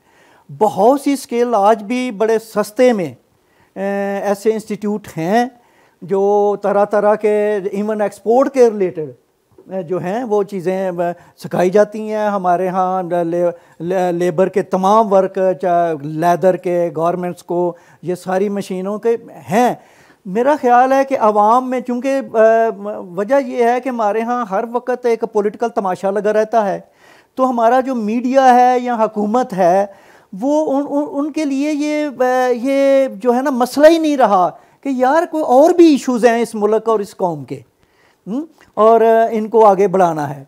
तो वो ये भी है कि इसकी मेरा ख्याल है ये जो वोकेशनल इंस्टीट्यूट हैं आज भी वो कहीं लेबर को पता नहीं है कि वो एक स्किल जाके सीख सकता है और मार्केट में अपनी लेबर की वैल्यू बढ़ा सकता है, अपनी लेबर की। उसका एक और भी एस्पेक्ट है कि इस वक्त आपकी तकरीबन 24 से 30 बिलियन तक आप एक्सपोर्ट कर रहे हैं इस वक्त, और जो रेमिटेंसेज हैं जो बाहर लोग गए हैं वो भी गालबन 28 से 30 बिलियन तक, 25 बिलियन इसी के दरमियान में $2 बिलियन, $2.2 बिलियन पर मंथ आपके पास आ रही है। तो अगर ऐसे वोकेशनल इंस्टीट्यूट बनाए जाएं और उसके सर्टिफाइड लोग उसका मेयार ऐसा रखा जाए जो दुनिया में माना जाता है, और उसके बाद 25 करोड़ में से अगर आप सिर्फ 20 लाख लोग भी मजीद दुनिया के अंदर काम करने के लिए, अच्छे ड्राइवर, अच्छे माली, अच्छे कुक आप एक्सपोर्ट कर दें, तो आपकी रेमिटेंसेज जो है वो 30 से 60 हो जाएंगी, जिससे आपका करंट अकाउंट डेफिसिट जो है वो नीचे आ जाएगा। लेकिन जाहिर बात है मौजूद से हट जाएंगे, फिर ये मुख्तलिफ बातें मौजूद से हट जाएंगे। अगला सवाल लें जी। सवाल करने से पहले मैं एक चीज़ कमेंट करना चाहूँगी, जेंटलमैन जो आप पीछे बैठे हुए, स्कूल्स ने अब शुरू कर दिया है, अब जो है स्टेम और स्टीम के साथ ई लगा दिया गया है कि एंटरप्रेन्योरियल स्टेम और एंटरप्रेन्योरियल स्टीम जो है वो कराया जा रहा है। इस साल से जितने भी प्राइवेट स्कूल्स हैं वहाँ पर ये इंट्रोड्यूस कर रहे हैं, और मेरे ख्याल से यहाँ पर नेशनल इंक्यूबेशन सेंटर भी है, मुझे नहीं पता, वो आप लोग बेहतर बता सकते हैं कि वो कितना काम कर रहा है इसमें। एक सवाल है आपसे कि ये वेंचर कैपिटलिस्ट और लोन शार्क, इसमें क्या फ़र्क है? क्योंकि जब एंटरप्रेन्योर्स होते हैं they need capital, they need investment, तो इन दोनों में क्या फ़र्क है? जी अरशद साहब, ये एंटरप्रेन्योर दूसरा लफ्ज़ क्या बोला है? लोन शार्क और वेंचर कैपिटलिस्ट में क्या फ़र्क है? पार्टनर होता है और दूसरा फिक्स्ड इन्वेस्ट होता है। ये एंटरप्रेन्योर देखें, मसला ये है कि चीज़ें तो दो तरह की हैं। एक तो ये है कि आप अपनी इंडिविजुअल स्किल से आप अपने आप को इम्प्रूव कर लें, अपनी वर्किंग एनवायरनमेंट को अपने अंदर एफिशिएंसी बढ़ा के, फर्दर स्किल से सीख के। और ये जो है इन्वेस्टमेंट की जो ज़रूरत है, इन्वेस्टमेंट की ज़रूरत बिल्कुल ज़रूर होती है, इसमें कोई शक नहीं है। तो इन्वेस्टमेंट जो है ज़ाहिर है कि उसके बगैर या उस कम तर इन्वेस्टमेंट में भी हम बात एक ग्रास रूट लेवल की कर रहे हैं कि जहाँ किसी का एक स्वाय उसके बाजू, अपने हाथों की कमाई, अपने ज़हन की जो उसने हुनर सीखा है या बेहतर अपने हुनर को कर सकता है, वो कहीं पहले अगर गाड़ियों की रिपेयर का काम करता है, वो शागिर्दी कर रहा है, काम उसने सीख लिया है, कोई अपनी फिर वर्कशॉप बना ले, कोई 4 कारीगर 4 शागिर्द अपने रख ले तो उसको बेहतर कर ले, तो उसी में एक तो वो है। बाकी ये जो है बैंक लोन दें, वो बिल्कुल हमारे यहाँ micro financing, I don't know, इधर चंद बैंक तो नज़र आते हैं माइक्रो फाइनेंसिंग के, लेकिन वो मेरा ख्याल है कि उनका भी शायद रेट ऑफ इंटरेस्ट शायद इतना ज़्यादा है या उसमें कोई लूट मार का एक है। बांग्लादेश में अलबत्ता वो काफ़ी हद तक कामयाब हुआ है, सुना है वो, उसको वो नोबल प्राइज़ भी शायद मिला था। हाँ, तो एनीवे कुछ हुआ है। लेकिन ये चीज़ें देखें, ये तो फिर वही हो जाएगा ना कि पहले सिस्टम बदले। तो हम चूँकि सिस्टम को बदलाए बगैर चाहते हैं कि लोगों के अंदर सेल्फ मोटिवेशन आए, अपने आप को अवेयरनेस आए, उन्हें शऊर आए कि यार हम अपनी ज़िंदगी को बेहतर कर सकते हैं, तो मेरा ख्याल है हम वो फोकस कर रहे हैं। देखिए 27% के ऊपर तो इस वक्त हेरोइन बेच कर ही शायद सर्वाइव किया जा सकता है। ये तो मुमकिन नहीं है कि आप 27% का लोन बैंक से ले लें। मेरे नज़दीक रास्ता ये है कि जब भी कोई यंग एंटरप्रेन्योर बाहर निकलता है, वो जो भी पढ़ता है या जिस भी जगह से वो बाहर आता है, वो 1 या 2 साल, कम से कम 2 साल मैं एडवाइस करूँगा कि वो नौकरी करे। उस नौकरी से ये होता है कि आपको कुछ हायरार्की की सिस्टम की समझ आती है, कुछ प्रोटोकॉल्स की समझ आती है, कुछ मुआशरे की समझ आती है, और आप कम रिस्क के साथ कुछ चीज़ों को समझ लेते हैं। 2-3 साल से ज़्यादा नौकरी मैं कभी भी एडवाइस नहीं करता किसी यंग एंटरप्रेन्योर को, क्योंकि नौकरी एक ऐसा स्वीट इंजेक्शन कह लें होता है कि हर नौकरी पेशा आदमी जब उसकी 10,000 तनख्वाह थी तो 10,000 के मुताबिक खर्चे रखता है, वो 10 लाख पर चला जाए उसके एक्सपेंडिचर 10 लाख के साथ हो जाते हैं, और वो हर महीने इंतज़ार कर रहा होता है कि उसको वो एक जो है ना नशे का टीका मॉर्फिन लगेगी और वो उसके मुताबिक अपने खर्चे को चलाता चला जाएगा। और फिर ये एक ऐसा सर्कल है जिससे बाहर निकलना तकरीबन नामुमकिन हो जाता है अगर आप 5-6 साल और थोड़ा सा सीनियर पोजीशन पे चले जाएं। तो प्रैक्टिकल अप्रोच ये है कि 2 से 2.5 साल की नौकरी करें जिसमें आपको हायरार्की सिस्टम बेसिक उसकी समझ आ जाए। उसी दौरान के ऊपर आपको, अगर आप एंटरप्रेन्योर हैं तो इर्द गिर्द आपको ये देखना होगा कि आपने चूंकि वो इतनी मेहनत से काम किया है तो आप हाईलाइट हुए हैं कि नहीं। अगर आप हाईलाइट हो जाएंगे तो उसी सिस्टम में कहीं ना कहीं से आपको इन्वेस्टमेंट मिल जाएगी। मैं वैसे एडवाइस ये करता हूं कि आपको पार्टनरशिप से ज़्यादा 27% के भी लोन पे चला जाना चाहिए, क्योंकि पार्टनरशिप में एक सर्टेन टाइम के बाद जाकर आपको कॉम्प्रोमाइज़ करने की आदत रहती है या नहीं रहती। बैंक का लोन आप किसी भी स्टेज के ऊपर अगर आप सक्सेसफुल हो गए तो आप उतार कर आप एक बहुत आगे जाने की सलाहियत रखते हैं, लेकिन ये बहुत लेटेस्ट बातें हैं, केस टू केस डिस्कस किया जा सकता है। Thank you sir. मुख्तसर सा एक सवाल है सर, जैसे आपने कहा कि सिस्टम को बदले बगैर, तो सर मेरा ताल्लुक़ गिलगित बल्तिस्तान से है। मैं अगर अपनी बात करूं कि मतलब मिसाल के तौर पे हमारे पास टूरिज़म की शक्ल में बहुत सारी अपॉर्चुनिटीज़ हैं, माइनिंग की शक्ल में बहुत सारी अपॉर्चुनिटीज़ हैं, बट जो एक सिस्टम है जिसके अंदर एक सरमायादार आता है, वो गवर्नमेंट के साथ मिल के उस तरह की पॉलिसी सारी बनाई जाती है कि लोकल एक एंटरप्रेन्योर या लोकल एक बिजनेसमैन अपने ही वसाइल पे कोई बिज़नेस खड़ा नहीं कर सकता, लेकिन बाहर से आने वाला उन्हीं वसाइल पे बिज़नेस खड़ा करता है और वो वहाँ से जो भी कैपिटल आता है वो लेके बाहर चला जाता है। तो फिर इस तरह के इस सिस्टम को चेंज किए बगैर वहाँ पे कैसे कर सकते हैं? मिसाल के तौर पे अभी वहाँ पे जो एक डैम बन रहा है, दियामर बादशाह डैम, अब वहाँ पे छोटी मोटी कंस्ट्रक्शन कंपनीज भी तो हैं, वहाँ पे लेबर भी है, लेकिन जो सारा लेबर लाया जा रहा है, जो कंस्ट्रक्शन कंपनीज को जो ठेके दिए जाते हैं यहाँ के दिए जाते हैं, वहाँ के 300 से ज़्यादा पहाड़ लीज आउट हुए हैं, और किसी एक भी लोकल कंपनी को, जो माइनिंग कंपनी है, उसको उसका ठेका नहीं मिलता लीज का। वो सारे या तो केपी से आते हैं या दूसरे मुल्क के दूसरे इदारों से आते हैं। तो इस तरह के सिस्टम के अंदर जहाँ पे पेरिफेरीज में, जहाँ पे स्टेट का भी एक कंट्रोल ज़्यादा है या दूसरी चीज़ें, वहाँ पे फिर हम सिस्टम को चेंज किए बगैर ये कैसे करेंगे? तो मेरा एक सवाल है आपसे। अर्शद साहब, आप रिस्पॉन्ड करेंगे या मैं करूँ? चले, मैं मुख्तसर ये कर देता हूँ। एक थ्योरेटिकली मैं तो कह सकता हूँ कि हम इस को ले रहे हैं कि जिस तरह के भी हालात हैं, जिस तरह की भी कंडीशंस हैं, अब आपके अंदर ये बात होनी चाहिए। उस देखें, अपॉर्चुनिटीज़ होती हैं, विंडोज़ होती हैं ज़िंदगी के अंदर, आपके भी यकीनन वहाँ भी होंगी।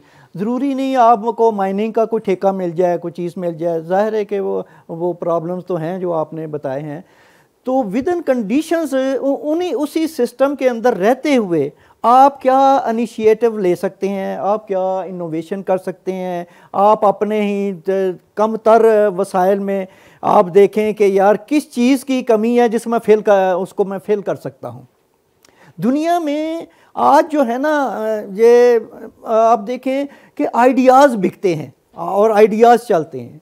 ये जो ऊबर का मसलन, ऊबर क्या था, एक जस्ट किसी एक बंदे को घर में बैठे हुए ख्याल आया कि यार एक ऐसा टैक्सी सिस्टम लिया जाए, लोगों जो है टैक्सी भी कोई ना हो और दुनिया की सबसे बड़ी टैक्सी की वो कॉरपोरेशन बन जाए, मल्टीनेशनल कंपनी बन जाए। तो आज ये देखें कि आपने जो भी हालात हैं, ये फिर ये आपकी कारीगरी है, आपके शऊर की, आपकी अकल की, कि आपने उसी माहौल के अंदर, अब यार मैं पैदा हो गया हूँ, अब ये मेरे हालात हैं, मैंने अब इसमें कैसे सरवाइव करना है और मैंने कुछ करके दिखाना है, कुछ बन के मैंने दिखाना है। ज़ाहिर है को मुश्किलात तो आएंगी, चीज़ें तो होंगी। तो मैं तो इतनी, अगर आप इस्लामाबाद बैठे हैं, आप यहाँ पर एक कम्युनिटी आपके इर्द गिर्द होगी, कुछ लोग होंगे, आप बगैर किसी खर्चा किए यहाँ पर अपनी गुडविल के ऊपर जिन लोगों को आप मिलते हैं, आप बताइए कि वहाँ पर गिलगित बल्तिस्तान में अगर मैं एक टूर ऑपरेटर के तौर पर अगली दफ़ा आपको लेकर जाऊंगा तो एक अच्छे होटल लेकर दूंगा, आपको काबिल एतबार जो यहाँ पर प्राइस दूंगा वही होगी, जो फैसिलिटीज़ बताऊंगा वही होंगी, और उस सर्कल से स्टार्ट करें। माउथ पब्लिसिटी आपकी खुद ब खुद होनी शुरू हो जाएगी। मुझे कोई हफ्ता पहले यहाँ पर वो सोशल मीडिया के लिए एक हमारी साथ कलीग हैं, काम कर रही हैं, मोहसिना, उन्होंने बताया कि बिल्कुल इसी बुनियाद के ऊपर उन्होंने एक प्रोग्राम स्टार्ट किया, और अब वो सिर्फ उसको इस कॉलेज में दोस्तों के साथ वो एक दफ़ा ट्रिप पर गई गिलगित बल्तिस्तान।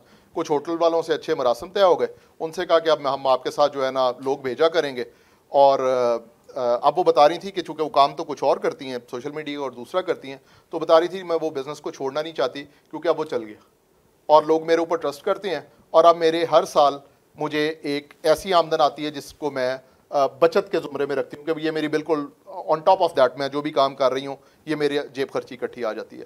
तो छोटा सा इनिशिएटिव है, आप ले सकते हैं, अपने काबिल एतबार दोस्तों के ऊपर यहाँ पर करें, उसको स्टार्ट करें, 2-3 ट्रिप लेकर जाएं, वो खुद अगली दफ़ा बताएंगे, हर लोगों ने वहाँ पर जाना है। तो जिस राशिद साहब ने कहा, आप में मुश्किलात तो आएंगी, लेकिन आपको ये स्टेप लेकर जो हमने पहले बात की, स्लीपलेस नाइट्स आएंगी, कुछ मसाइल भी आएंगे, धोखे भी हो जाएंगे, लेकिन आप उस भट्टी से गुजर कर, वो जो हमारे दोस्त बैठे हैं जो बता रहे हैं, कुछ ही 5 साल 10 साल के बाद आप एक सक्सेस स्टोरी होंगी, और उसके बाद आपके पास आ जाएगी, और अगर आपका दिमाग चलता है तो आप उस बचत को कहीं और इन्वेस्ट कर अपने आप को ग्रो करना शुरू कर देंगे। ये ऐसे ही चलता है ये प्रोसेस।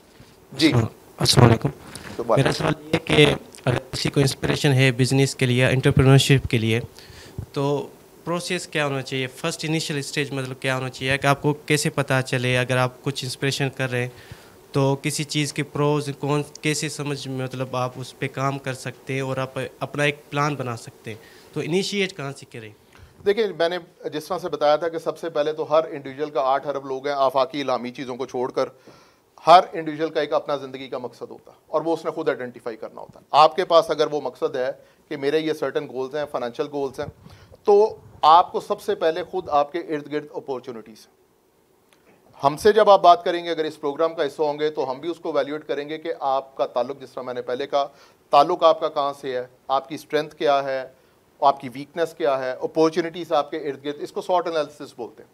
तो हम स्ट्रेंथ, वीकनेस, अपॉर्चुनिटी और थ्रेट्स का एक कम्बिनेशन बनाएंगे, और उसके बाद आप बताएंगे, मैंने आपकी जगह पर काम नहीं करना, काम आप ही को करना है, लेकिन गलतियाँ आप नहीं करेंगे।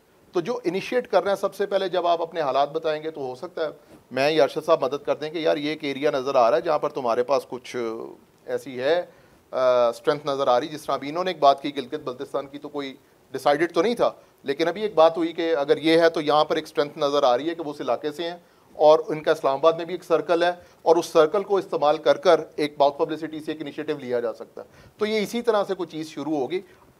पहले आपको देखना होगा ईमानदारी से कि आपके इर्द गिर्द आपके हालात क्या हैं, आपके इर्द गिर्द वसाइल क्या हैं, आपके इर्द गिर्द अपॉर्चुनिटीज़ क्या हैं, कौन सा ऐसा है रास्ता जो आप खोल सकते हैं, वो आप बताएंगे, हम आपको थोड़ा फाइन ट्यून कर देंगे। ऐसे इनिशिएटिव प्रॉज एंड कॉन्स जो है ना, ये खुद बहुत जब आप इवॉल्व कर रहे होते हैं ना, तो प्रॉज एंड कॉन्स खुद बहुत आपके सामने आते हैं, और आप उनके दरमियान से आप रास्ता निकालते चले जाते हैं।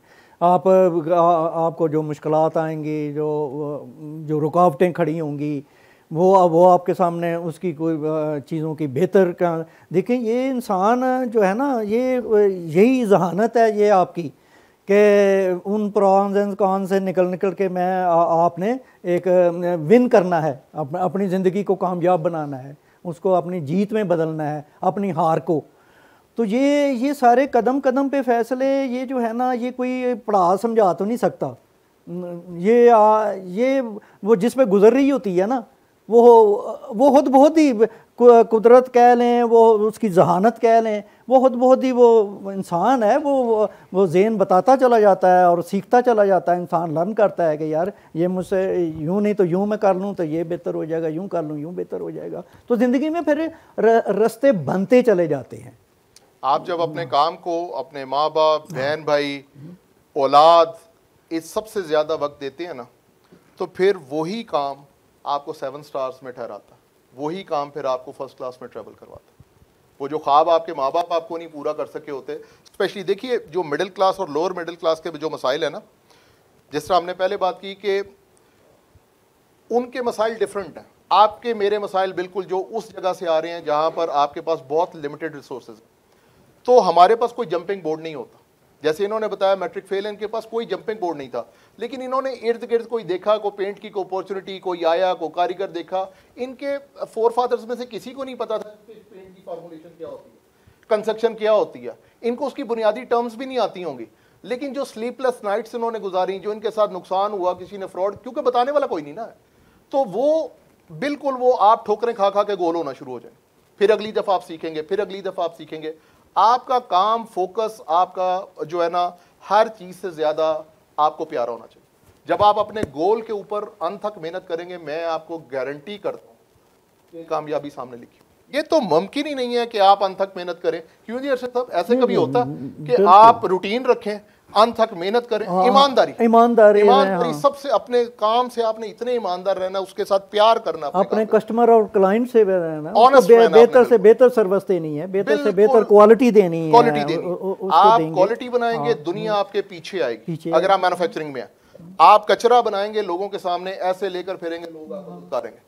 अपने दफ्तर में बैठ जाए, मेरी बात नोट कर लें, सिर्फ क्वालिटी बनाएं, लोग पूछ देखिए चाइना के, हमने देहातों, गलियों, गांव के अंदर जाकर देखा कि डॉलरों के अंबार लोग जेब में डालकर उनके गांव के अंदर जाकर 20-20 खाने को नहीं मिल रहा, हलाल नहीं मिल रहा, ये नहीं हो रहा, बस नहीं मिल रही, जुबान नहीं आ रही, सारी चीज़ों को तोड़, क्यों? क्वालिटी बन रही है, अच्छे दाम पर बन रही है। आप जब अपने ज़हन के अंदर यहाँ क्वालिटी रख लें, 5-7 साल के अंदर आप अपनी जगह बना जाते हैं, शनाख्त बना जाते हैं। और एक दफ़ा शनाख्त बन जाए, वो गुडविल होती है, फिर वो नस्ल दर नस्ल चलती चली जाती है। जी, चाइना 40-50 साल पहले दुनिया का गरीब तरीन मुल्क था। ये जो आज का आप चाइना की बातें हमें बताती हैं, ये 40-50 साल पहले वो एक किसान सोसाइटी थी, इंतहाई गुर्बत थी जब माओ का ज़माना था। तो ये इन अपने हम पाकिस्तानियों के लिए, आप सब के लिए, कि सारी इतनी गुर्बत, और यही उनके भी यही मसाइल होंगे ना, इससे ज्यादा मसाइल थे, इससे ज्यादा मसाइल थे, हमसे उस नस्ल में से हूँ जिसने चाइना को अपनी नजरों से अमीर होते देखा।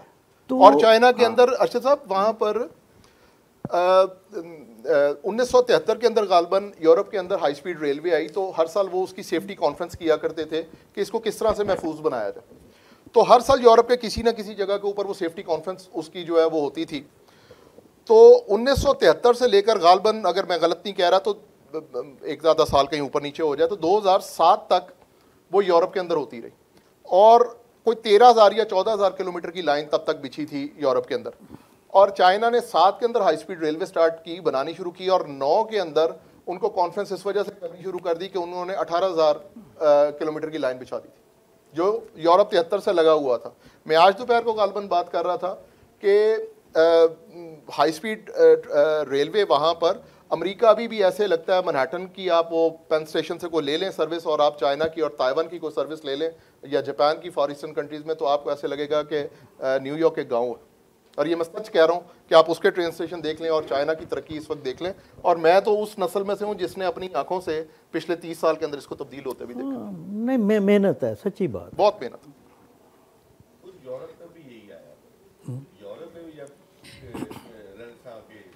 जी जी सर, मेरा सवाल ये है कि मैं ख़ुद बलूचिस्तान से हूँ और हमारे इलाके से कोयला निकलता है, लेकिन हमारे इलाके का जो सोशल स्ट्रक्चर है वो अभी वो रिलीजियसली मैनिपुलेट हुआ है।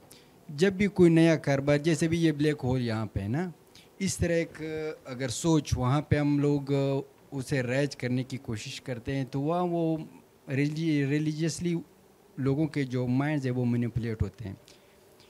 तो फिर जैसे कोयटा चाय वाले होते हैं, ये पशीन्स हैं, इसी तरह हमारे इलाके के जो मतलब छोटे मोटे कारोबार होते हैं, वो वहाँ जब हम उनकी इनिशिएट या जब हम उनको शुरू करते हैं, तो वो मस्जिदों से या वहाँ के जो मूला रिलीजियस तबका है वो हमें मैनिपुलेट करते हैं कि ये गैर इस्लामी कारोबार है, या ये है, ये वो। मैं नहीं समझ पाया कैसे गैर इस्लामी है कोई कारोबार? स्नोकर जो है, स्नोकर की एक शॉप हमारे यहाँ पे स्टूडेंट ने खोली थी, ठीक है, तो पूरा जो एक सोसाइटी की थी, तो वो उसे मतलब मजबूरी से उसने वो ख़त्म कर दिया और वो टेबल्स को जला दिए।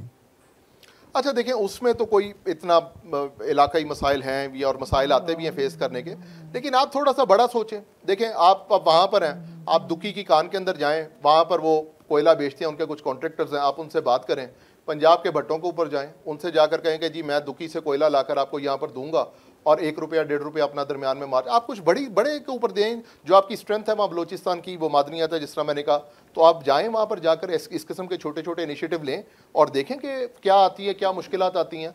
और जब आप इस किस्म के कारोबार करेंगे, वो इलाका ही तो हो सकता है कि मजहबी को कह दे, लेकिन बाकी तो मैं नहीं समझता कि। अच्छा, कोयले की आपने बात की है, तो हमारे हैं जो कोयला यहाँ लाते हैं, तो यहाँ पे ना फिर सरमाया जो है वो यह ज़्यादा फंस जाता है।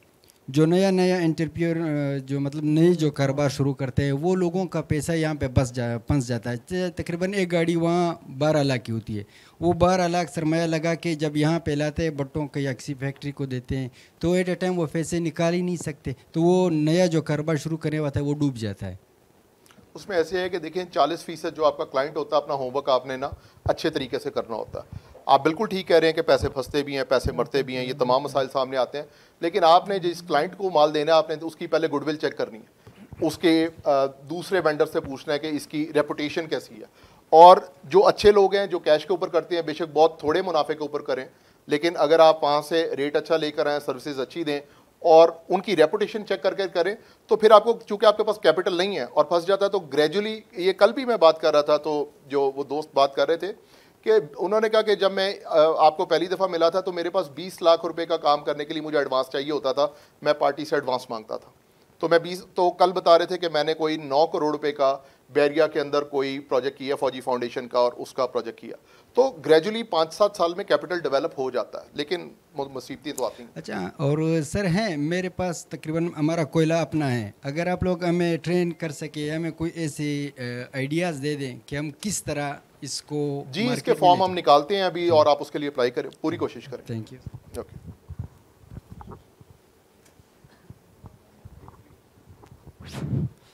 अस्सलाम वालेकुम, मेरा नाम आबिद है। मैं उमैर साहब की कुछ पॉइंट्स को सेकंड करना चाहूँगा अपनी तजावीज़ और तजुर्बों की रोशनी में। तो एक पॉइंट सर आप लोगों ने रेस किया कि ये अपने अंदर वो सेल्फ़ एक्सप्लोरेशन, कि आदमी को अपना पता चले कि मुझे महारत किस चीज़ में है या मेरा पैशन क्या है, ये बहुत ज़्यादा इम्पोर्टेंट है। और मेरे ख़्याल में हमारा जो मौजूदा और मुरव्वजा निज़ाम तालीम है, इसमें ये चीज़ गायब हो जाती है या क्रश कर दी जाती है। वो सबको एक ही लाठी से हाँकना या बेड़ चाल की वजह से। Self exploration is the most important thing, कि मुझे शौक़ किस चीज़ से है। और सेल्फ़ एक्सप्लोरेशन के बाद दूसरी चीज़ है कि वो अपनी सलाहियतों को बरोकार लाना। अल्लामा इकबाल इसको बहुत खूबसूरत अंदाज में समझाते हैं, बेज़ौक़ नमूद ज़िंदगी मौत। अपनी सलाहियतों को ज़ाहिर न कर सकना, यही मौत है। अपनी छुपी हुई सलाहियतों को ज़ाहिर न कर सकना, यही मौत है। नंबर 3, ये जो हम मुश्किलात से घबराते हैं, इसका बड़ा आसान हल है उक़्दा कुशा ये खार सहरा, कम कर गिले बरह न पाई। ये बरह न पाई यानी आपकी जो गुर्बत या फ़क्र या अफलास है, इसके गिले ज़्यादा ना किया करें। ये तो आपकी तजुर्बों में इजाफ़ा करती है और आपको कुंदन बना के रख देती है। और मेरा ज़ाती तजुर्बा है, 1992 में मैं आई बिलोंग टू KPK और मैं इस्लामाबाद आया था। At that time I was studying at NIML. उस ज़माने में national institute of modern languages था, now it is national university of modern languages. मैंने कर्ज़ लिया था और गांव से साइकिल लाया था। F103 में रिहाइश थी और साइकिल पे निमल जाया करता था। और मैंने वहाँ पढ़ा और एक दिन आया कि जेब में 1 रुपया बाकी था। लेकिन वो आपकी बात की मेहनत हो और इखलास हो और दयानतदारी हो, विद इन 5 ईयर्स इसी इस्लामाबाद में फिर मेरे अंडर 7 मर्सिडीज़ गाड़ियाँ थी और it was very enjoyable experience. तो ये जो हम सारी चीज़ों को हुकूमत के साथ कनेक्ट कर रहे हैं, शायद ये हल का रास्ता ना हो। काश हालात बेहतर होते, लेकिन इस वक्त जो भी प्रिवेलिंग सिचुएशन है, इसके अंदर नौजवानों को अपना रास्ता निकालना होगा। कोई सवाल है आपका? और सर इसमें तीसरा और एक आखिरी पॉइंट ये ऐड करना चाहूँगा कि ये रोज़ी का मसला, जिसको हमने अपने लिए एक मुसीबत और एक बर्डन के तौर पे बनाया हुआ है, ये तलाश रिस्क आज़ान दादंद मारा, कि बाशत पर कुशुदन रा बहाना। अल्लाह ताला ने रोज़ी का मसला हर इंसान के लिए इसलिए नत्थी किया हुआ है ताकि वो जम कर घर में न बैठे, बल्कि उसको पर मारने का एक बहाना हो।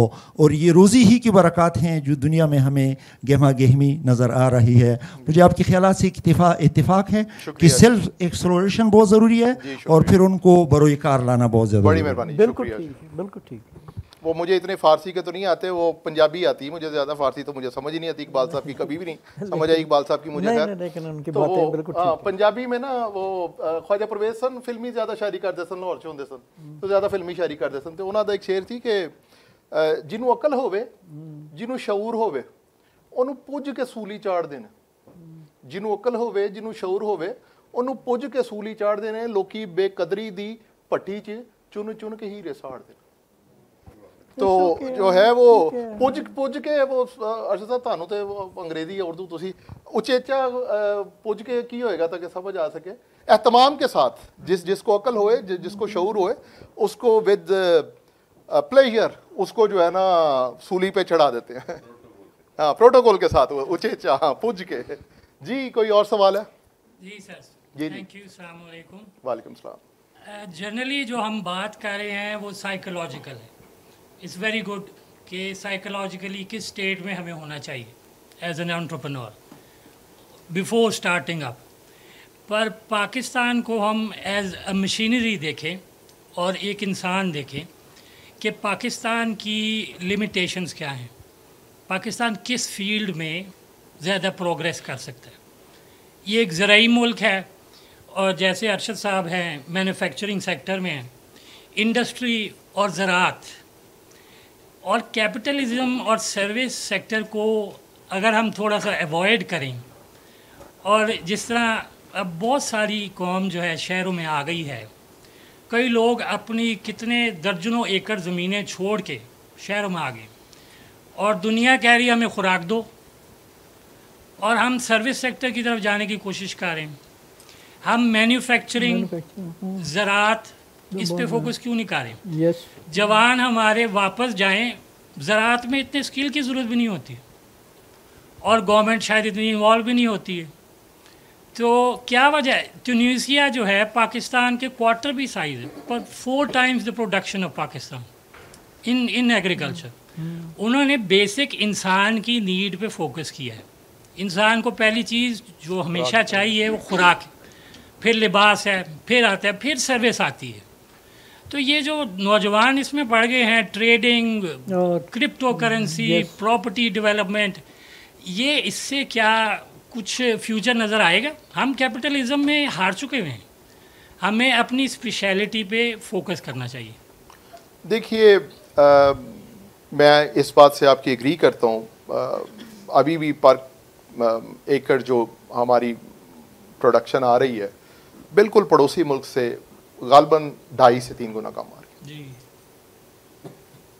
2.5 से 3 गुना। अब इसका भी जो हम सारी पीछे बहस करते आए कि साइंटिफिक रवैया नहीं है, लेबर बहुत ज़्यादा नहीं चाहिए, लेकिन इस वक्त दुनिया जो है वो साइंटिफिक हो चुकी हुई है। हमें देखना पड़ेगा कि हमारा पड़ोसी बिल्कुल वही फसल है, वही ज़मीन है, वो क्यों 300 गुना 250 गुना प्रोडक्शन हमसे ज़्यादा ले रहा है। तो बात आपकी ठीक है, पार्शली मैं एग्री करता हूँ और काम भी इसके ऊपर होना चाहिए, लेकिन ये जो हमारा इस वक्त प्रोग्राम है उसके स्कोप पे नहीं आता। हम पॉलिसी नहीं बना सकते, हम गवर्नमेंट नहीं है, हम बिल्कुल आप ही लोगों की तरह बिल्कुल एक इंडिविजुअल हैं जो चाहते हैं कि हमारा यंग एंटरप्रेन्योर जहाँ उसको कोई मौका मिले वो कुछ काम करे।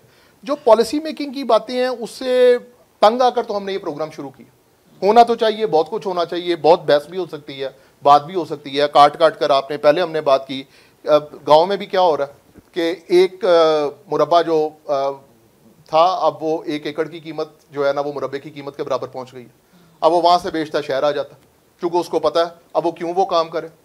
पुरखों से उसको वो ज़मीन मिल गई, आंधी आए, तूफान आए, बारिश आए, वैल्यू एडिशन हो गया, यहाँ आकर वो पराडो खरीदता है, सबसे पहले एक V8 लैंड क्रूजर खरीदता है, फिर उसकी क्योंकि वो डिमांड क्रिएट कर रहा है। तो फिर ये एक बहस है, इसमें पॉलिसी में नहीं हम जा सकते। ये प्रोग्राम तो ये है कि जिसका कोई बस नहीं चल रहा वो अपने बाजुओं पर इन्हिसार करे। सर यू आर राइट, पर मैं इसकी सिर्फ छोटी सी 1-2 मिसाल दूंगा। जी जी। कि कुछ लेडीज़ हैं लाहौर में जिन्होंने दुनिया में इस वक्त ऑर्गेनिक फूड का बड़ा ट्रेंड आ गया, तो they have started organic food. उन्होंने फार्मर्स कुछ असाइन कर दिए हुए, ज़मीनों के ऊपर कुछ तय कर लिया हुआ है और they are doing everything organic, so they are becoming a very successful entrepreneurs. Yes. They don't need सही any है. policies. Yes. They're producing all sorts of spices, everything. हम भी यही बात कर रहे बिल्कुल हैं कि जो आपको अपॉर्चुनिटी मिलती है आप कर सकते हैं. But I think the opportunity lies more towards the rural areas as compared to the urban, because the urban is so congested or without skill, and to actually get these people into some sort of skill mode will take very long time. जी ठीक है. बिल्कुल सही है, जो जहाँ है उसको उधर ही काम पर ही करना करना चाहिए. सही बात है जी. ये ज़रा आइंदा के लिए अपने प्रोग्राम की आउटलाइन ज़रा बता दें ताकि पता चले कि क्या. देखिए अभी नैयर आफाक साहब हैं, ईमेल के ऊपर जो है वो जो यंग एंटरप्रेन्योर्स अप्लाई करना चाहते हैं वो कर दें. फिर मैं और अरशद साहब जो है वो 15 से 20 दिनों तक, अरशद साहब कुछ दिनों के लिए पाकिस्तान से बाहर जा रहे हैं, 15 दिनों तक हम स्क्रूटनी करके इंटरव्यू कर लेंगे और जो सिलेक्टेड होंगे एंटरप्रेन्योर्स उनके साथ ये प्रोग्राम शुरू हो जाएगा. जी कोई और सवाल है या चलें आखिरी सवाल ले लेते हैं फिर. अस्सलाम वालेकुम सर, मेरा नाम मोहम्मद सलीम है सर, मैं वालेकुम सलाम. कोटा से बिलोंग करता हूँ सर.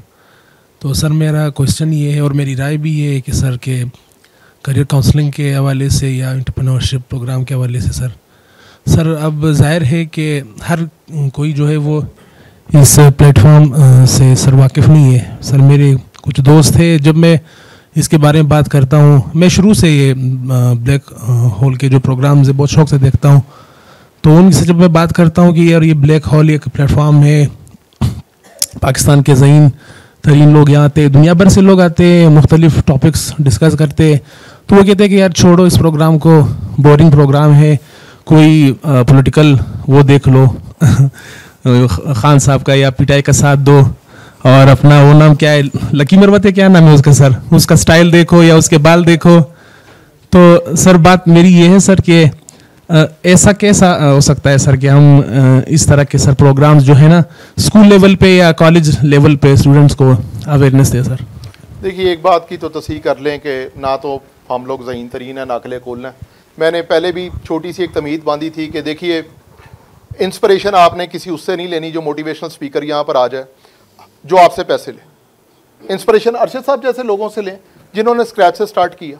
ये दोस्त हमारे पीछे बैठे हुए हैं, मैट्रिक फेल हैं, इन जैसे लोगों से इंस्पिरेशन लें और वो जो आपसे चार्ज ना करे. बात आपको वो अकल की बता सकता है जो आपसे पैसे नहीं, जिसका कोई अपना इंटरेस्ट ना हो, जिसका अपना इंटरेस्ट हो उससे दूर रहिए. नौजवान नस्ल से मुझे बहुत ज़्यादा इसके अलावा भी गिले हैं. आप ठीक कह रहे हैं, पीटीआई का प्रोग्राम सुन लो, ये खाली कुर्सियाँ अभी भी मुंह चढ़ा रही. ये एक ऐसा इंपॉर्टेंट प्रोग्राम है जहाँ पर यंग जनरेशन को 60 का हॉल नहीं हम भर पा रहे. हमें इससे कहीं ज़्यादा जब प्योर साइंस के इवेंट हम यहाँ पर करते हैं, जब हमने आईटी के स्पेशलिस्ट को अमेरिका से बुलाया जो पाकिस्तान की सक्सेस स्टोरीज थी और बैरून मुल्क जाकर वहाँ के डायस्पोरा ने जिन्होंने कामयाबियाँ ली, हम चाहते थे कि यंग नौजवान उससे इंस्पिरेशन लें. हमें बहुत तकलीफ होती है इस बात की कि जब ये खाली कुर्सियाँ हमारा मुँह चढ़ाती हैं, लेकिन उसका क्या मतलब है कि हम काम करना बंद कर दें. अगर 2, 4, 5, 10 लोग भी, देखिए हम ना कोई अकले कुल ना हम पूरी दुनिया को तब्दील कर सकते हैं. ये प्लेटफॉर्म हमारा नहीं, आप लोगों का, ये आपके लिए बना है, ये आपके दम कदम से आबाद है. आप आएँ, मुख्तलिफ राय यहाँ पर आएँ, मुख्तलिफ राय को वेलकम किया जाता है. और जिस दिन आप अपने मेंबर पर ये इजाज़त दे देंगे, जैसे हमने यहाँ बात की है, बात करने के बाद आपके, मैं अच्छी बात कर रहा हूँ, मैं बुरी कर रहा हूँ, मैं आपके सामने कर रहा हूँ, इन लाइव कैमरों के सामने कर रहा हूँ, मुझे जितना इल्म है मैं उतनी बात कर रहा हूँ. जिस दिन आप अपने मेंबर के ऊपर भी ये इजाज़त दे देंगे कि जब नमाज ख़त्म हो और आप वहाँ पर सवाल कर सकें और अपनी आज़ादी से सवाल कर सकें जिसमें आपको कोई खौफ ना हो, उस दिन हमारा मुल्क ऊपर जाना शुरू हो जाएगा. और वो भी ऐसे ही जवाब दे जिस तरह बेखौफ हम यहाँ पर जवाब देते हैं आपको. कोई और सवाल है? चलिए जी, थैंक यू वेरी मच, बहुत शुक्रिया आप लोगों के आने का. Thank you.